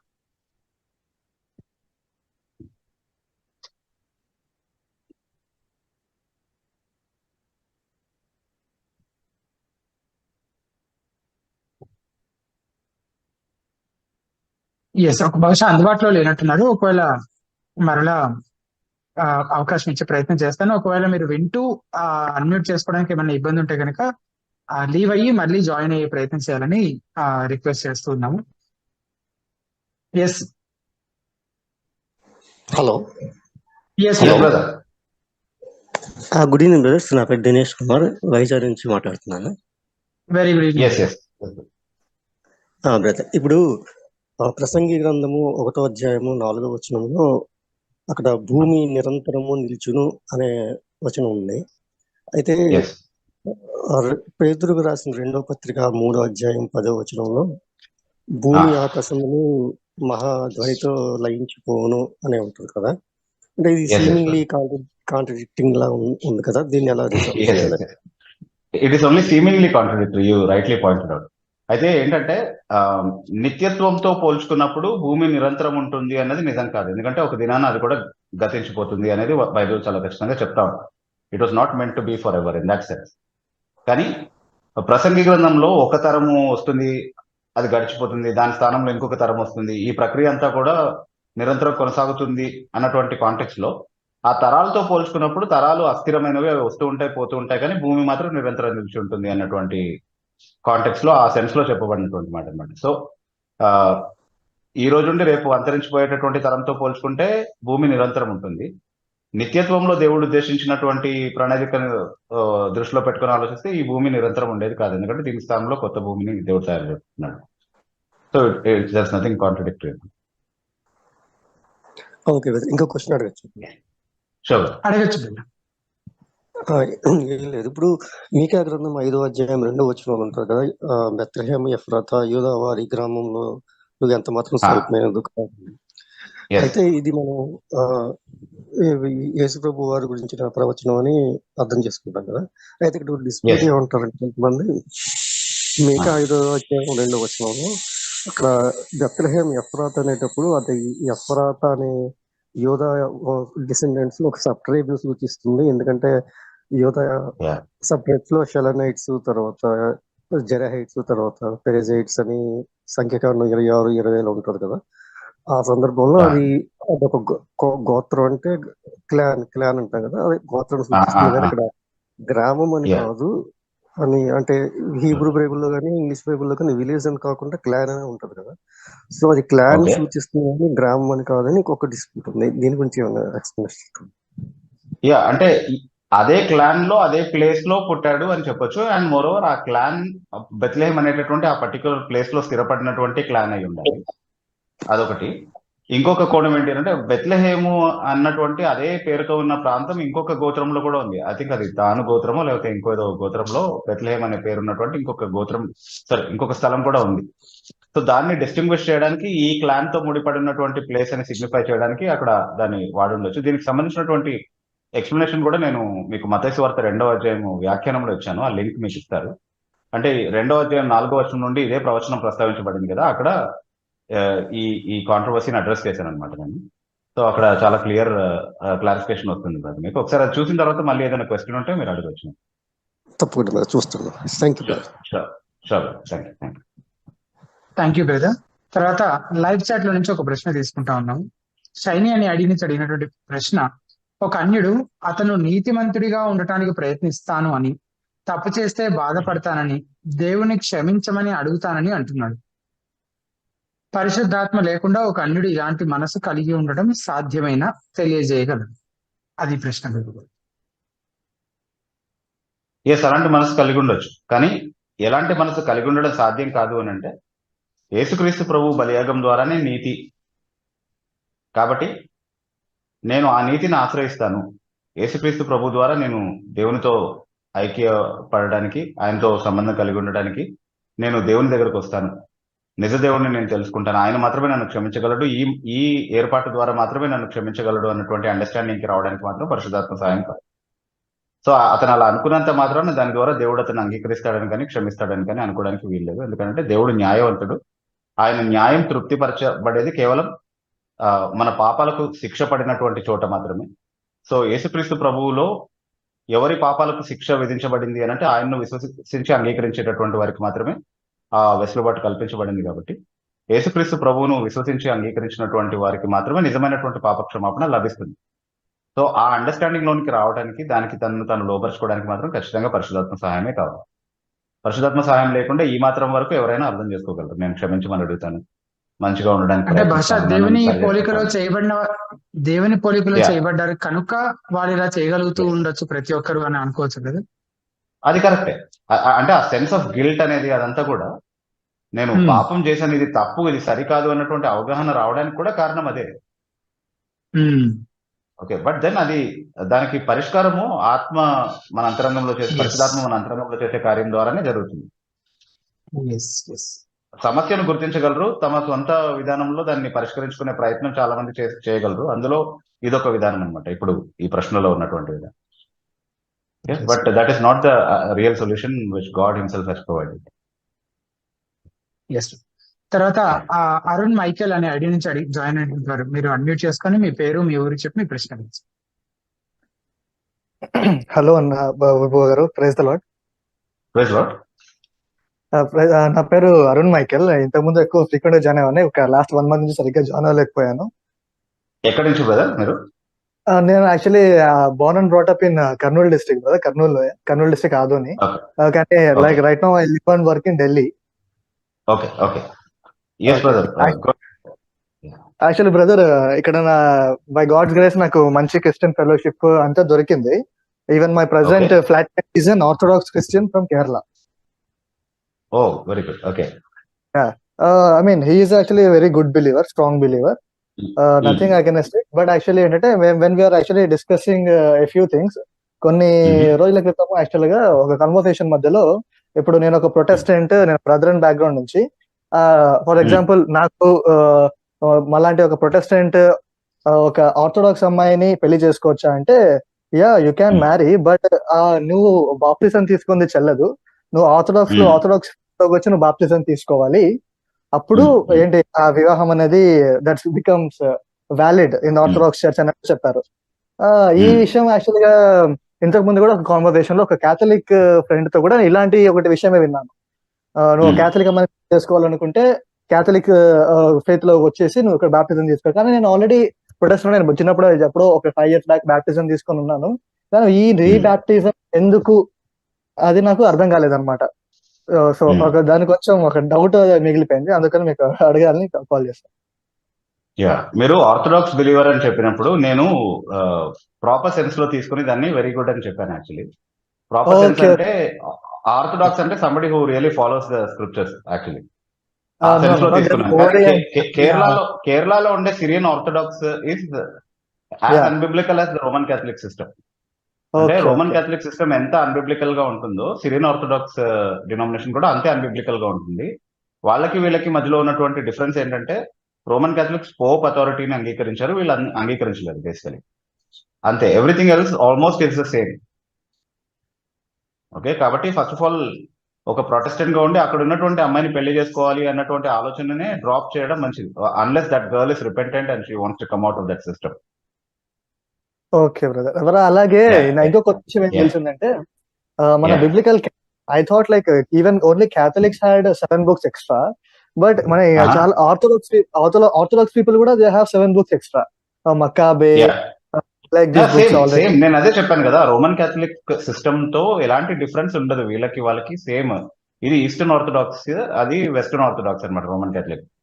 అదే ఈస్టర్న్ ఆర్థోడాక్స్ చర్చ్ హిస్టారికల్ గా ఒక పాయింట్ ఆఫ్ టైమ్ లో పేపసీ నుంచి బ్రేక్ ఆఫ్ అయింది. పోప్ అధికారాన్ని మేము అంగీకరించము, pope need not rule over us అని ఒక డెసిషన్ తీసుకున్నారు. కాబట్టి వీళ్ళు వేరయ్యారు, but doctrinally they are the same apart from the papacy aspect. Brother, మన ఇప్పుడు దగ్గర ఉన్న మన ప్రొటెస్టెంట్ బైబిల్ క్యాననే అబ్సల్యూట్ అని కొన్ని డౌట్స్ ఉన్నాయి. అది ఇంటర్నెట్ సెర్చ్ చేశాను కానీ నాకు ఎక్కడ ప్రాపర్ ఎక్స్ప్లెనేషన్ దొరకలేదు. సో దానికి సంబంధించిన ఒక ఆర్టికల్ ఉంది బ్రదర్, మేము షేర్ చేస్తాము. ఇప్పుడు దానికి సంబంధించినటువంటి ఒక ఆర్టికల్ బ్రదర్ యశ్వంతే రాశారు కెనానిసిటీ మీద. మీరు ఒకసారి అది స్టడీ చేసిన తర్వాత ఫర్దర్ క్వశ్చన్స్ మీకు మళ్ళీ ఉంటే కనుక మీరు దాని గురించి డిస్కస్ చేయొచ్చు brother. Okay thank you. Sure. ఆ తర్వాత దివ్య అనే ఐడి నుంచి జాయిన్ అయినటువంటి వారు మీరు అన్మ్యూట్ చేసుకొని మీ పేరు మీ ఊరు చెప్పి మీ ప్రశ్న అడగచ్చు.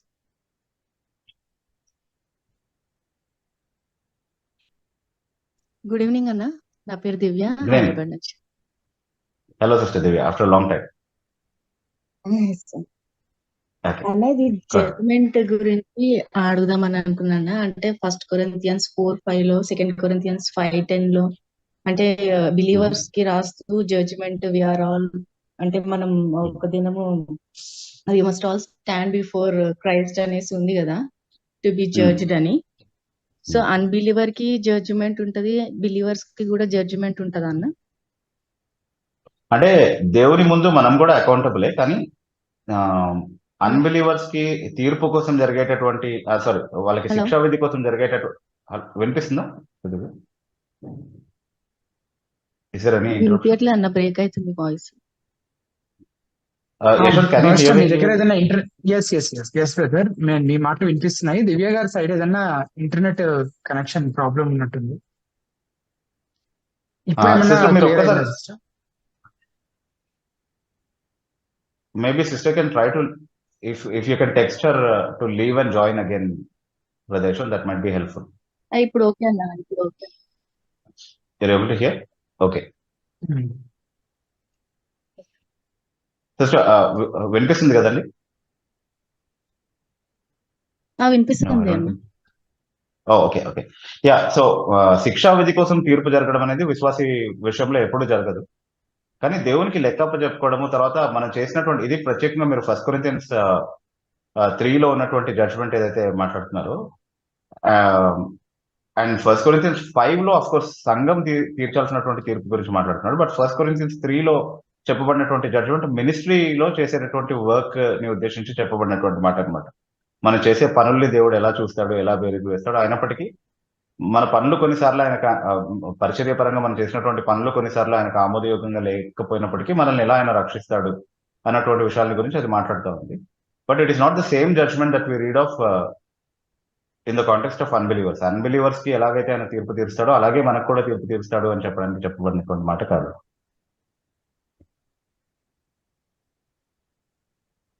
Sister Divya, No, there is a problem with the connection అనుకోండి. సిస్టర్ ఒకసారి మళ్ళీ జాయిన్ అవుతే మంచిదేమో, లీవ్ అయ్యి ఒకసారి మళ్ళీ జాయిన్ అవుతే బెటర్.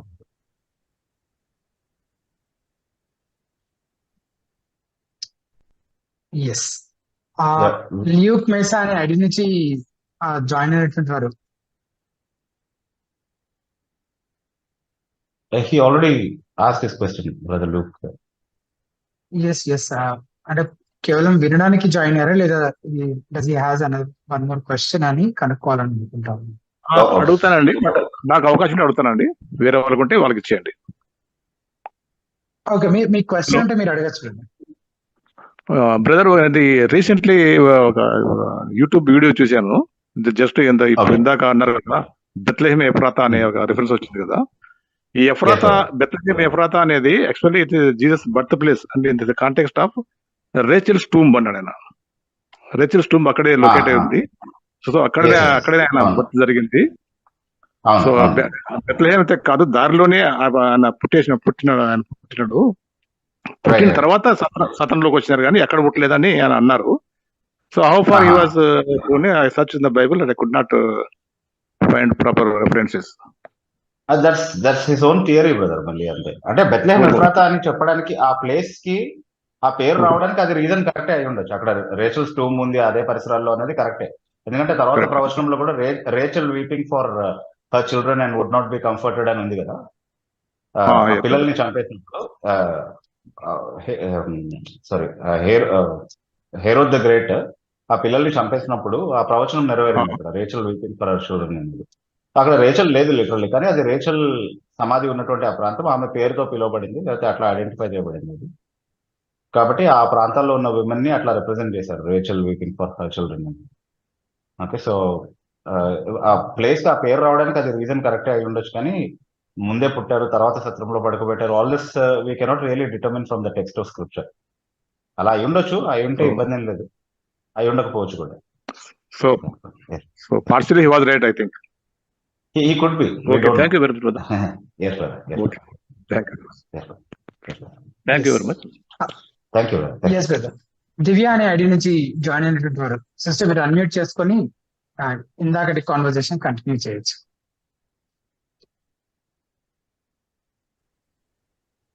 మీ ఇంటర్నెట్ సహకరించినట్లయితే. అలా వినిపిస్తుందా? Yeah. We could hear you even previously. మీరే వినిపిస్తుందో లేదో కన్ఫర్మ్ చేయాలి. వినిపిస్తుందన్నా? Yes, yes. అంటే ఫస్ట్ చెప్పండి పీటర్ 4:17 లో ఫస్ట్ పీటర్ 4:17 లో కూడా చెప్తారు కదన్నా, అంటే for the time has come for judgement and it must begin with God's హౌస్ హోల్డ్ అని. అవును.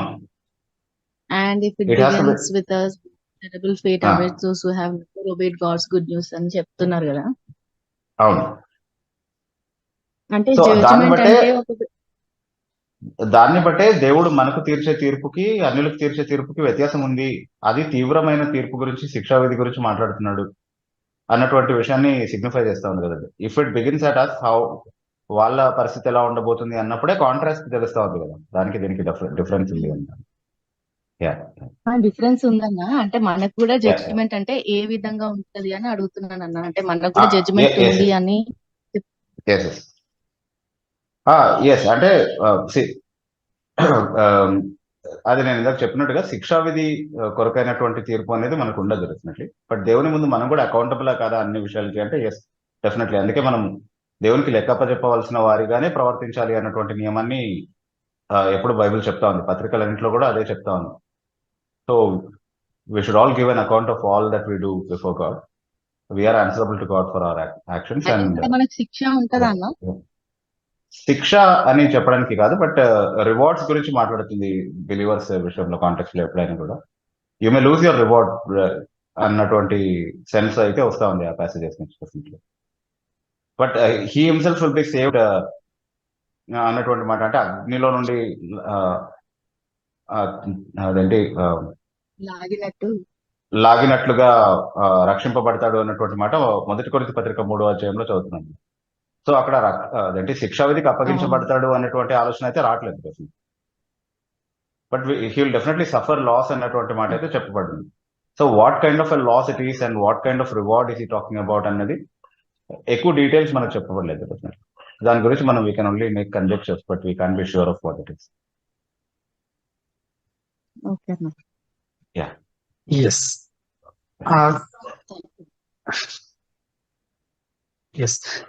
సిస్టర్ సమయం 9 దాటింది కనుక ఒక చివరి పార్టిసిపెంట్ కి బహుశా అవకాశం ఇవ్వచ్చేమో అనుకుంటున్నాను. చక్రవర్తి అనే ఐడి నుంచి జాయిన్ అయినట్టుంటారు బ్రదర్, మీరు మరలా జాయిన్ అయినట్టున్నారు. మీకు ఇంకొక ప్రశ్న ఏమైనా ఉండి మళ్ళీ జాయిన్ అయ్యారా? Yes brother. అడగండి. బ్రదర్ ఏంటంటే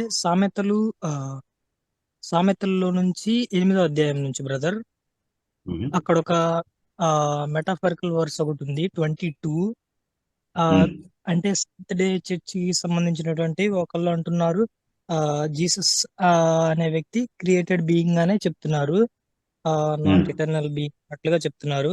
అంటే ఆ వర్స్ లో చూస్తేనేమో నేను సృష్టి ఆరంభం కంటే ముందు ఉన్నానన్నట్లుగా ఉంది.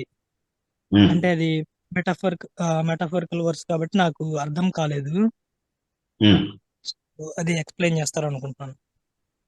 Sure definitely. ఫస్ట్ మనం గుర్తించాల్సిన విషయం ఏంటంటే, అసలు సామెతల గ్రంథం 8వ అధ్యాయము ఏ జ్ఞానాన్ని గురించి మాట్లాడుతుందో అదే జ్ఞానం గురించి సామెతల గ్రంథం అంతట్లో కూడా రచయిత మాట్లాడుతున్నాడు. సొలొమోను జ్ఞానం గురించి మాట్లాడడానికే ఈ గ్రంథాన్ని రాశాడు. అంటే మనకు ఉండాల్సినటువంటి వివేకము, వివేచన అనేటటువంటి జ్ఞానం ఏదైతే ఉందో, దేవుని నీతికి మనల్ని నడిపించేటటువంటి జ్ఞానం ఏదైతే ఉందో, వాక్యపు అవగాహన, దేవుని భయం నుండి పుట్టేటటువంటి జ్ఞానం ఏదైతే ఉందో, ఆ జ్ఞానాన్ని గురించి మాట్లాడుతున్నాడు. సబ్జెక్ట్ అంతా అదే ఈ పుస్తకం నిండా కూడా. సో అది సబ్జెక్ట్ అయినప్పుడు 8వ అధ్యాయంలో మాత్రం ఆ సబ్జెక్ట్ నుంచి డివేట్ అయిపోయి యేసుక్రీస్తు అనే జ్ఞానాన్ని గురించి ఆయన మాట్లాడుతున్నాడు అనుకోవడం అవివేకం అవుతుంది వాస్తవానికి. అంటే బుక్ లో ఉన్నటువంటి సందేశాన్ని మనం మిస్రిప్రజెంట్ చేయడం అవుతుంది. అలా చేస్తున్నారు. చాలా కలిసి, అంటే మీరు సెవెంత్ డే అడ్వెంటిస్ట్ అని ఒక ఎగ్జాంపుల్ చెప్పారు, ఇంకా చాలా మంది ఉన్నారు ఇట్లా మాట్లాడేవాళ్ళు. వాస్తవానికి అది యేసుక్రీస్తుని గురించి మాట్లాడలేదు. 1 కొరింథీ పత్రిక 1వ అధ్యాయంలో లోకానికి సువార్త వెర్రితనం, కానీ యేసుక్రీస్తు మనకైతే దేవుని జ్ఞానం అని లోకం ఎలాగైతే చూస్తుందో దానికి ఆయన ఆపోజిట్ గా మనకు ఉన్నాడు అన్నటువంటి కాంటెక్స్ట్ లో చెప్పబడినటువంటి మాటను తీసుకొని ఇక జ్ఞానం అని ఎక్కడ కనబడినా అది యేసుక్రీస్తే అన్నటువంటి ఆలోచనను తీసుకోవడం అనేది చాలా very bad exegesis. It's not even exegesis, it's eisegesis. అది తప్పుగా లేఖనాలను చిత్రీకరించడం అవుతుంది. యేసుక్రీస్తు గురించి అది మాట్లాడట్లేదు, అది జ్ఞానాన్ని గురించి మాట్లాడుతుంది. అంటే మనం సాధారణంగా మన జీవితంలో దేవుని భయాన్ని కలిగి ఉండి మనము నడవాల్సినటువంటి మార్గాన్ని మనకు నేర్పించేటటువంటి జ్ఞానం ఏదైతే ఉందో దాని గురించి మాట్లాడుతున్నాయి. సో యెహోవా నన్ను కలగజేసెను, నేను పుట్టి తిని, నేను నియమించబడి తిని అన్నటువంటి మాటలు ఏవైతే ఉన్నాయో అది జ్ఞానం మాట్లాడుతున్నట్టుగా రచయితే రాస్తున్నాడు. అంటే జ్ఞానానికే ఒకవేళ నోరుండి జ్ఞానం తన గురించి తాను సాక్ష్యం చెప్పుకోవాల్సి వస్తే ఎలా మాట్లాడుండేది అనే ఊహతో రాస్తున్నాడు అనమాట. మెటఫోరికల్ గానే రాస్తున్నాడు మీరు చెప్పినట్టుగా. It's all metaphorical language. రాసేది సొలొమోనే, కానీ జ్ఞానాన్ని గురించి జ్ఞానమే చెప్తున్నట్టుగా రాశాడు అనమాట. ఆ శైలిలో రాశాడు. కవిత్వం రాయటంలో అది కూడా ఒక శైలి అనమాట. మీరు పుష్ప విలాపం అనేటటువంటి కవిత్వం చదివి ఉంటారు. అందులో పువ్వులు మాట్లాడుతున్నట్టుగా రచయిత కవి చిత్రీకరిస్తాడు. కానీ నేను మాట్లాడేది పువ్వు కాదు, కవియే మాట్లాడుతున్నాడు అనమాట. ఒకవేళ పువ్వులకే నోరుండుంటే అవి వాటి భావాన్ని ఎలా వ్యక్తపరచుండేవి అని చెప్పడానికి పుష్ప విలాపం అనే కవిత్వాన్ని రాశాడు. అట్లాగే ఇక్కడ సొలొమోను జ్ఞానాన్ని గురించి మాట్లాడుతున్నాడు అనమాట. కానీ జ్ఞానమే తన గురించి తాను చెప్పుకుంటున్నట్టుగా రాశాడు. అంతేగాని అది యేసుక్రీస్తుని గురించినటువంటి ప్రస్తావన ఎంత మాత్రము కాదు అనేది మనం అర్థం చేసుకోవాలి. ఓకే బ్రదర్, చెప్పండి. ఎస్ బ్రదర్ చక్రవర్తి గారు, మీ క్వశ్చన్ ఆన్సర్ చేయబడింది కదా? Yes brother, thank you. Thank you brother. Sam from Vizag అని ఐడి నుంచి జాయిన్ అయినటువంటి వారు బ్రదర్, మీరు రెండో ప్రశ్న అడగచ్చు. Thank you brother. సారీ, మీది రెండో ప్రశ్న కాదనుకుంటాను, కానీ నాకు కౌంట్ గుర్తులేదు. మీ ప్రశ్న అడగచ్చు. రెండో ప్రశ్నే, అంటే మెసేజ్ పెట్టారు, మరి మీకు టెస్ట్ వచ్చిందో లేదో తెలియదు నాకు. అయ్యో రాలేదు బ్రదర్, సారీ చూసుకోలేదు. ఒక 10 minutes ఉండగానే మీకు పెట్టాను. ఓకే బ్రదర్, నా క్వశ్చన్ అడుగుతాను బ్రదర్. బ్రదర్ అంటే ఏం లేదు, మోషే 40 days ఫాస్టింగ్ ఉన్నారు, అలాగే యేసు ప్రభు కూడా 40 days ఉన్నారు. ఈ రోజుల్లో ఆ విధంగా మనం ఫుడ్ తీసుకోకుండా ఉండడం సాధ్యమేనా? పాత నిబంధనలు అయితే ప్రతి ఉపవాసానికి ఏదో ఒక నేపథ్యంలో వాళ్ళు ఉపవాసం ఉండి వాళ్ళ పశ్చాత్తాపం విషయంలో కానీ, లేదంటే ఒక దేశం మీదకి వెళ్ళి జయించడం విషయంలో కానీ ఇలా ఉంది. ఈ కొత్త నిబంధన వచ్చి ఈ కాలానికి వచ్చేటప్పటికి అసలు ఉపవాసం ప్రాముఖ్యత ఏమిటి? వాస్తవానికి దేవుడు మనం ఏమి తినకుండా ఆకలితో ఉండడం అనే దానికన్నా, మీరు ఆల్రెడీ చెప్పారు ఈ విషయాన్ని, మనం కడుపు మార్చుకొని ఉండడం అనే దాన్ని చూడడు, కానీ మన మనసు, మన హృదయాన్ని చూస్తాడు. అది మనం ఏ విధంగా దేవునికి ఇష్టంగా ఉన్నామో, మన హృదయం ఏ విధంగా దేవునికి ఇష్టానుసారం ఉందో అది ప్రాముఖ్యం. కానీ ఒక ఆకలితో ఉండడం, ఏదో పొద్దున్న సాయంత్రం పని చేసుకొని ఖాళీగా అంటే ఏమి తినకుండా ఉండి ఉపవాసం ఉన్నానని చెప్పేదానికన్నా దేవుని కోసం ఆ దినాన్ని కేటాయించి ఉపవాసం ఉండి ప్రార్థన చేయడం అనేది చెప్పారు గతంలో మీరు. అంటే ఈ ఉపవాసం మనం మీకు అర్థమై ఉంటుంది అనుకుంటున్నాను. ఉపవాసం అంటే నేను ఏమీ తినకుండడం చూడడం అనేది కన్నా నా హృదయం ప్రాముఖ్యం కదా. ఈ రోజుల్లో మనకు ఉపవాసం గురించి అసలు ప్రాముఖ్యత ఏంటి? ఉపవాసం ఉండడం అంటే ఉపవాసం యొక్క ఉద్దేశం అదే, దేవుని సన్నిధిలో మనం ఎలాంటి డివియేషన్ లేకుండా గడపగలగడం అనేది చాలా ఆశీర్వాదకరమైనటువంటి విషయం. అలా చేయొచ్చు. కాకపోతే 40 రాత్రింబగళ్ళు, రాత్రి పగలు అసలే ఏమి తినకుండా 24 hours ఇన్ 40 days పీరియడ్ అసలే ఏమి తినకుండా ఏమి తాగకుండా ఉండడం ఎవరికైనా సాధ్యమా అంటే అది యేసుక్రీస్తుకి, అలాగే మోషేకి, అలాగే ఏలియాకి సాధ్యమైనట్టుగా లేఖనాల్లో చదువుతాను. ఎందుకంటే ఈ ముగ్గురు కూడా అలా చేసినప్పుడు దేవుని యొక్క ప్రత్యేకమైనటువంటి సన్నిధిలో ఉన్నారు. దేవునితో గడుపుతున్నటువంటి ఆ సందర్భంలో భౌతికమైనటువంటి వాళ్ళ అవసరతకు అవకాశం లేకుండా, లేదా అది వాళ్ళని ఇబ్బంది పెట్టే అవకాశం లేకుండా దేవుడు వాళ్ళని ఆ సమయం గడపడానికి దేవుని సన్నిధిలో వాళ్ళకి ఆ శక్తి ఇచ్చాడు అనేది మనం అర్థం చేసుకోవాలి. వాటి వెనకాల ప్రత్యేకమైనటువంటి ఉద్దేశాలు ఉన్నాయి వాళ్ళు అలా చేయడం వెనకాల. కానీ ఏ సందర్భంలో కూడా మోషే చేసినప్పుడు కానీ, ఏలియా చేసినప్పుడు కానీ, యేసుక్రీస్తు ప్రభు చేసినప్పుడు కానీ నీవును పోయి అలాగున చేయము అన్నటువంటి ఆజ్ఞ ఎక్కడా లేదు. ఎందుకంటే అలా ఆజ్ఞ ఇచ్చుంటే అది మనల్ని మనము చంపుకోవడానికి ఇవ్వబడినటువంటి ఆజ్ఞగానే తీసుకోవాల్సి ఉండేది. ఎందుకంటే 40 రోజులు 40 రాత్రింబగళ్ళు తినకుండా ఎవరు బ్రతకలేదు వాస్తవానికి. That is not humanly possible. వాళ్ళు అనుభవించిన అలాంటి ప్రత్యేకమైనటువంటి దేవుని సన్నిధిని మనం కూడా అనుభవిస్తామంటే అలా కుదరదు, అలా జరగదు. అది వాళ్ళకి మాత్రమే ప్రత్యేకంగా ఇవ్వబడినటువంటి ఆధిక్యత. వాళ్ళ ప్రత్యేకమైనటువంటి పనుల కోసం నియమించబడి దానికి సిద్ధపాటుగా వాళ్ళకి దేవుని సన్నిధిలో గడపాల్సినటువంటి అవసరం ఉన్నప్పుడు మాత్రమే అది జరిగినటువంటి సంఘటన. అలా అని చెప్పి ఈ రోజు కూడా మేము అలాగే ట్రై చేస్తాము అంటే అలా కుదరదు. Okay, so that is very suicidal. అట్లా ఎప్పుడు చేసే ప్రయత్నం మనం చేయకూడదు. అంటే ఈనాటి సంఘకాలం అసలు ఉపవాసం ఉండవలసిన మన ప్రాముఖ్యత ఏమిటి ఉండడానికి?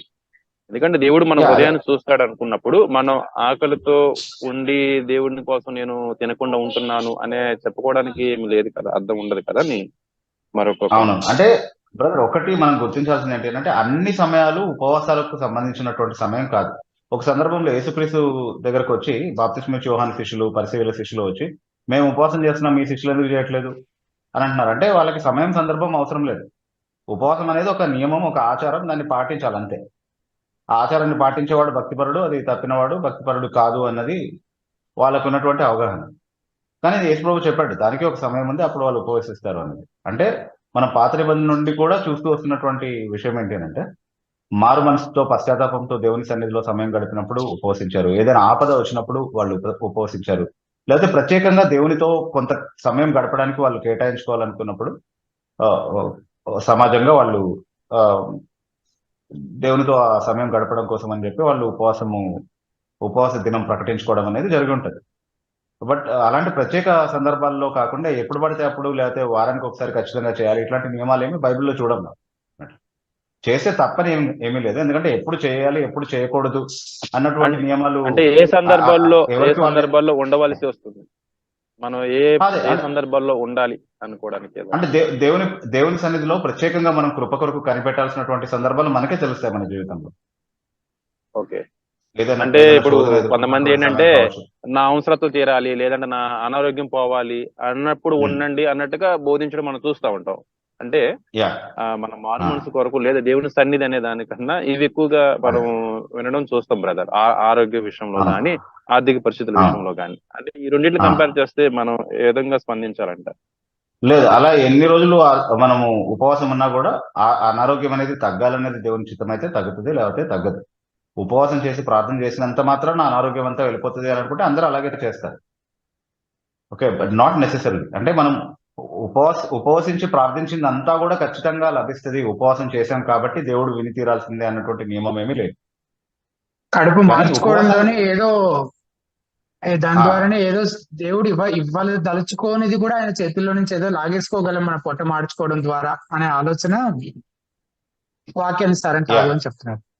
అంటే నన్ను నేను శ్రమ పెట్టుకోవడం ద్వారా, నన్ను నేను ఇబ్బంది పెట్టుకోవడం ద్వారా దేవుడు ఖచ్చితంగా నా ప్రార్థన వింటాడు అని అనుకోవడానికి లేదు. కానీ నన్ను నేను తగ్గించుకోవడానికి, నేను దేవుని సన్నిధిలో పశ్చాత్తాపడడానికి, నేను దేవునితో ఇంకా సన్నిహితంగా సమయం గడపగలగడానికి, ఎక్కువసేపు ఆయన వాక్య ధ్యానంలో అలాగే ఆయనతో సంభాషించడంలో నేను గడపడానికి, డీవియేషన్ లేకుండా ఉపవాసం చేయడానికి ఒక సాధనంగా దాన్ని వాడారు ఎప్పుడు కూడా హిస్టారికల్.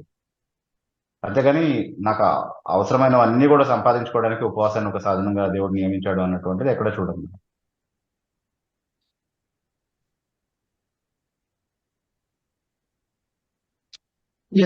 శామ్ గారు. Thank you brother. Thank you Sam గారు. తర్వాత లైవ్ చాట్ లో అడిగినటువంటి మరో ప్రశ్న, డానియల్ గోగి అనే ఆడియన్స్ అడిగినటువంటి ప్రశ్న. Praise the lord brothers, why all the angels in the Bible have Hebrew names or meaning in Hebrew? Example, if the name is Raj, it means king, but in all language they call him Raj. So how angels have a Hebrew name? Okay, that's a good question. వాస్తవానికి angels కి మనకున్నట్టుగా particular గా వాళ్ళని గుర్తించి పిలవడానికి ఒక name ఉండాల్సినటువంటి అవసరం ఉందా లేదా అనేది ఒక పెద్ద question.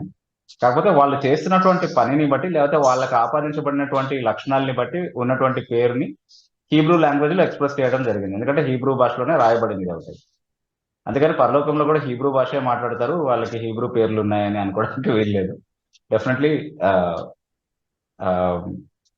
we have to understand it as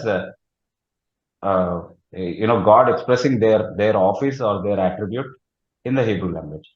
వాళ్ళు చేసే కార్యాన్ని కానీ లేకపోతే వాళ్ళకు ఉన్నటువంటి ఒక లక్షణాన్ని కానీ ఆధారం చేసుకుని వాళ్ళని గుర్తించడం కోసం అని చెప్పి దేవుడు హెబ్రీయులతో మాట్లాడుతున్నప్పుడు హెబ్రీ భాషలోనే ఉన్నటువంటి ఒక ఎక్స్ప్రెషన్ ని వాడాడు అన్నంతవరకు. అర్థం చేసుకోవచ్చు. Yeah. తర్వాత నాని అనే ఐడి నుంచి అడిగినటువంటి ప్రశ్న, యాకోబు పత్రిక 1వ అధ్యాయం 15వ వచనం ప్రకారం ఇప్పుడు జరిగే మరణాలకు కారణం పాపమే అని అనుకోవచ్చా? ఎలా అర్థం చేసుకోవాలి? ఒకసారి రెఫరెన్స్ మళ్ళీ చెప్తారా? యాకోబు పత్రిక 1వ అధ్యాయము 15వ వచనం. What does it say? Can you please? ఓహో, అంటే దురాశ గర్భం ధరించి పాపమును కనెను, పాపము పాపం ద్వారా మరణం వచ్చింది అన్నప్పుడు అది ఆధ్యాత్మిక మరణాన్ని గురించి మాట్లాడుతుంది. ఆధ్యాత్మిక మరణాన్ని గురించి దేవునితో వేరుపాటు అన్నటువంటి మరణాన్ని గురించి మాట్లాడుతుంది. అంటే మనము యేసుక్రీస్తును నమ్మక ముందు మనము పాపముల చేతను అపరాధముల చేతను చచ్చిన స్థితిలో ఉన్నామని ఏ చావు గురించి అయితే మాట్లాడుతున్నాడో ఆ చావు గురించి మాట్లాడుతున్నాడు. ఓకే, ఆ చావు, ఆ వేర్పాటు అనేది పాపము కారణంగా వచ్చింది. అది శోధన ద్వారానే ప్రవేశించింది వాస్తవానికి లోకంలోనికి. ఇప్పటికి కూడా అది మనలో కొనసాగడానికి, అదే స్వభావం మనలో కొనసాగడానికి శోధన ఒక కారణం అన్నటువంటి సెన్స్ లో దాన్ని చెప్తా ఉన్నాడు తప్ప ఫిజికల్ డెత్ ని గురించి మాట్లాడట్లేదు. Physical death is definitely consequence of the spiritual death, but అక్కడ మాట్లాడుతున్నది మాత్రం స్పిరిచువల్ డెత్ గురించి, స్పిరిచువల్ కాన్సెప్ట్స్ గురించి మాట్లాడుతుంది. తిమోతి కమ్మిడి అనే ఐడి నుంచి అడిగినటువంటి ప్రశ్న, బ్రదర్ నేను స్కెడ్యూల్ ట్రైబ్, నేను క్రిస్టియన్ సర్టిఫికెట్ నేను స్కెడ్యూల్ ట్రైబ్ ని నేను క్రిస్టియన్ సర్టిఫికెట్ తీసుకుంటే నా ఎస్టీ సర్టిఫికెట్ పోతుందా? పోదు. సింపుల్ ఆన్సర్, పోదు. ఓన్లీ షెడ్యూల్ క్యాస్ట్ వాళ్ళకి మాత్రమే వాళ్ళ షెడ్యూల్ క్యాస్ట్ ఐడెంటిటీ పోతుంది క్రిస్టియన్ బీసీసీ తీసుకుంటే. యాక్చువల్లీ షెడ్యూల్ ట్రైబ్ వాళ్ళు ఏ సర్టిఫికెట్ తీసుకోవాల్సిన అవసరం లేదు. వాళ్ళు అప్లై చేస్తున్న ప్రతిసారి కూడా క్యాస్ట్ కాలంలో షెడ్యూల్ ట్రైబ్ అని రాసి, రిలీజియన్ కాలంలో క్రిస్టియన్ అని రాయొచ్చు, అది చెల్లుతుంది. They need not take any Christian certificate. So ఇంతతో మనం లైవ్ చాట్ లో ఉన్న ప్రశ్నలు పూర్తి చేసుకున్నాం కనుక చేసుకుందాం అనుకున్నాము, కానీ ఇంతలోనే ఒకరు ప్రశ్న పోస్ట్ చేశారు. క్రిస్టియన్ నెట్వర్క్ అనే ఐడి నుంచి పోస్ట్ చేసిన క్వశ్చన్, మార్క్స్ వార్త 16వ అధ్యాయం 17వ వచనం, నమ్మిన వారి వలన ఈ సూచక క్రియలు కనబడును, మరణకరమైనది ఏది త్రాగినను ఏది వారికి హాని చేయదు. ఈ వచనాన్ని చూపించి కొందరు పురుగుల మందు డబ్బా ఇచ్చి త్రాగమంటున్నారు, దీనిపై వివరణ ఇవ్వగలరు? Yes brother. తాగకండి వాళ్ళు ఇచ్చినంత మాత్రాన, ఎందుకంటే విశ్వసించిన వారి వలన ఇవి జరుగుతాయని చెప్పబడింది, కానీ ఎంతకాలం వరకు జరుగుతాయి అన్నది ఆ వచనంలో చెప్పబడలేదు. కానీ మీరు హెబ్రీ పత్రిక 2వ అధ్యాయం 3-4 వచనాలు చదివినప్పుడు అవి వాక్య నిర్ధారణ కొరకు దేవుడు ఇచ్చినటువంటి సూచనలు. ఆదిమ సంఘంలో అవి నెరవేరాయి. అపోస్తలీయ పరిచర్య కింద అపోస్తలులు వారి పర్యవేక్షణలో పరిచర్య చేసినటువంటి వారు వారి హస్తనిక్షేపణ కింద ఉన్నటువంటి సంఘాలలో ఈ విషయాలన్నీ కూడా ఖచ్చితంగా నెరవేరాయి. అవి అద్భుతాలు సూచక క్రియలుగా దేవుడు జరిగించి ఆయన తన కుమారుని ద్వారా పలికినటువంటి మాటలు అపోస్తలు ప్రజలకు అందిస్తా ఉంటే వాటిని ధృవీకరిస్తూ వచ్చాడు వీటి మాధ్యమం ద్వారా అన్నటువంటి వివరణ చాలా స్పష్టంగా లభిస్తా ఉంది మనకి అక్కడ. అక్కడ అది ఆల్రెడీ పాస్ట్ టెన్స్ లో మెన్షన్ చేయడం, అంటే ఆల్రెడీ అది జరిగిపోయినటువంటి ఒక విషయంగా దాన్ని గుర్తించడం అనేది అక్కడ చాలా క్లియర్ గా చూస్తా ఉన్నాం. ఓకే, సో సంఘకాలం అంతట్లో కూడా ఇది ఖచ్చితంగా కొనసాగుతుంది అన్నటువంటి థియాలజీ కొంతమంది ఇంకా నమ్ముతా ఉన్నారు, కాబట్టి వాళ్ళకి అలాంటి ప్రశ్నలు అడిగేటటువంటి అవకాశం మనమే ఇస్తున్నాం అన్నది. కానీ ఈ సత్యాన్ని మనం గుర్తించగలచ్చు వాక్యంలో నుండి. ఏదో ఒక నిర్దిష్టమైనటువంటి కాలం, అంటే బైబిల్ ప్రత్యక్షత సంపూర్ణమయ్యేంత వరకు దాన్ని ధృవీకరించడం కోసం దేవుడు అద్భుతాలని సూచక క్రియల్ని వాడాడు, ఇవి విశ్వాసుల ద్వారా నెరవేరాయి అన్నటువంటి సత్యాన్ని మనం వాక్యం నుండి గ్రహించగలిగితే వాళ్ళకి ధీటుగా మనం సమాధానం ఇవ్వడానికి అవకాశం ఉంటుంది.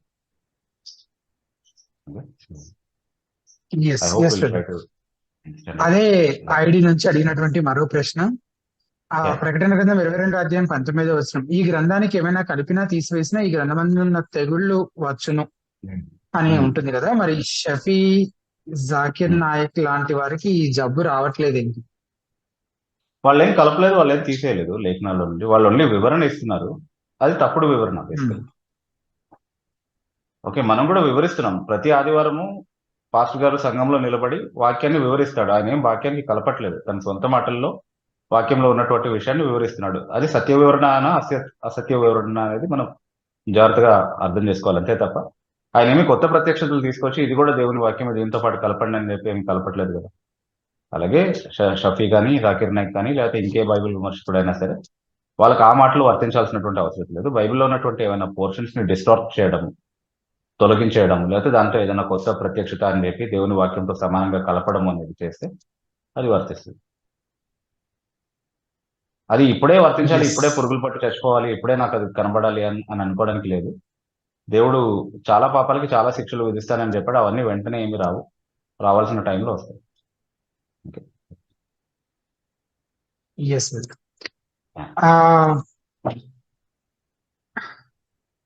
ఇంతటితోటి మనము ఆ లైవ్ చాట్ లో ఉన్న ప్రశ్నలు కూడా పూర్తి చేసుకున్నాం కనుక చివరిగా కొన్ని ప్రాముఖ్యమైన సంగతులు మీకు జ్ఞాపకం చేసిన తర్వాత మనం ముగించుకున్నాము. ప్రతి వారం నేను జ్ఞాపకం చేసే విధంగానే హితబోధ కేవలం ఈ ప్రశ్నోత్తరాల లైవ్ కార్యక్రమాన్ని మాత్రమే కాకుండా ఇంకా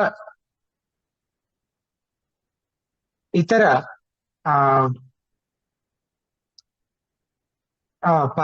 ఇతర విధాలుగా కూడా పరిచయలో ఇన్వాల్వ్ అవుతూ ఉంది. అంటే పుస్తకాల రూపంలోనూ, వ్యాసాల రూపంలోనూ, వీడియో ఆడియో ప్రసంగాల రూపంలో క్రైస్తవ సత్య హితబోధను తెలుగు క్రైస్తవ ప్రజలకు అందుబాటులోకి తీసుకురావడం కొరకు పనిచేస్తుంది. సో ఆ రీసోర్సెస్ అన్ని, ఆ వనరులన్నీ మీకు ప్రధానంగా 3 జరుగుతుంది. సో ఒకటి హితబోధ యాప్ ద్వారా మీరు ప్లే స్టోర్ లో హితబోధ టైప్ చేస్తే హితబోధ యాప్ కనిపిస్తుంది, దాన్ని ఇన్స్టాల్ చేసుకోవాలని రిక్వెస్ట్ చేస్తున్నాము. అలాగే హితబోధ వెబ్సైట్, మీరు గూగుల్లో హితబోధ అని టైప్ చేస్తే హితబోధ వెబ్సైట్ కనిపిస్తుంది. దయచేసి వీక్షకులతో ఒకసారైనా హితబోధ వెబ్సైట్ ని దర్శించి అందులో అసలు ఏ రీసోర్సెస్ అవైలబుల్ గా ఉంచామో ఒకసారైనా చూసి చూడాలని రిక్వెస్ట్ చేస్తున్నాము. అలాగే Hithabodha YouTube channel, YouTube search box లో హితబోధ అని టైప్ చేస్తే హితబోధ యూట్యూబ్ ఛానల్ కనిపిస్తుంది. దాన్ని సబ్స్క్రైబ్ చేసుకొని బెల్ ఐకాన్ కూడా ప్రెస్ చేయాలని రిక్వెస్ట్ చేస్తున్నాము. దయచేసి తప్పకుండా వీక్షకులందరూ కూడా ఆ హితబోధ యూట్యూబ్ ఛానల్ సబ్స్క్రైబ్ చేసుకోవాలని మనవి.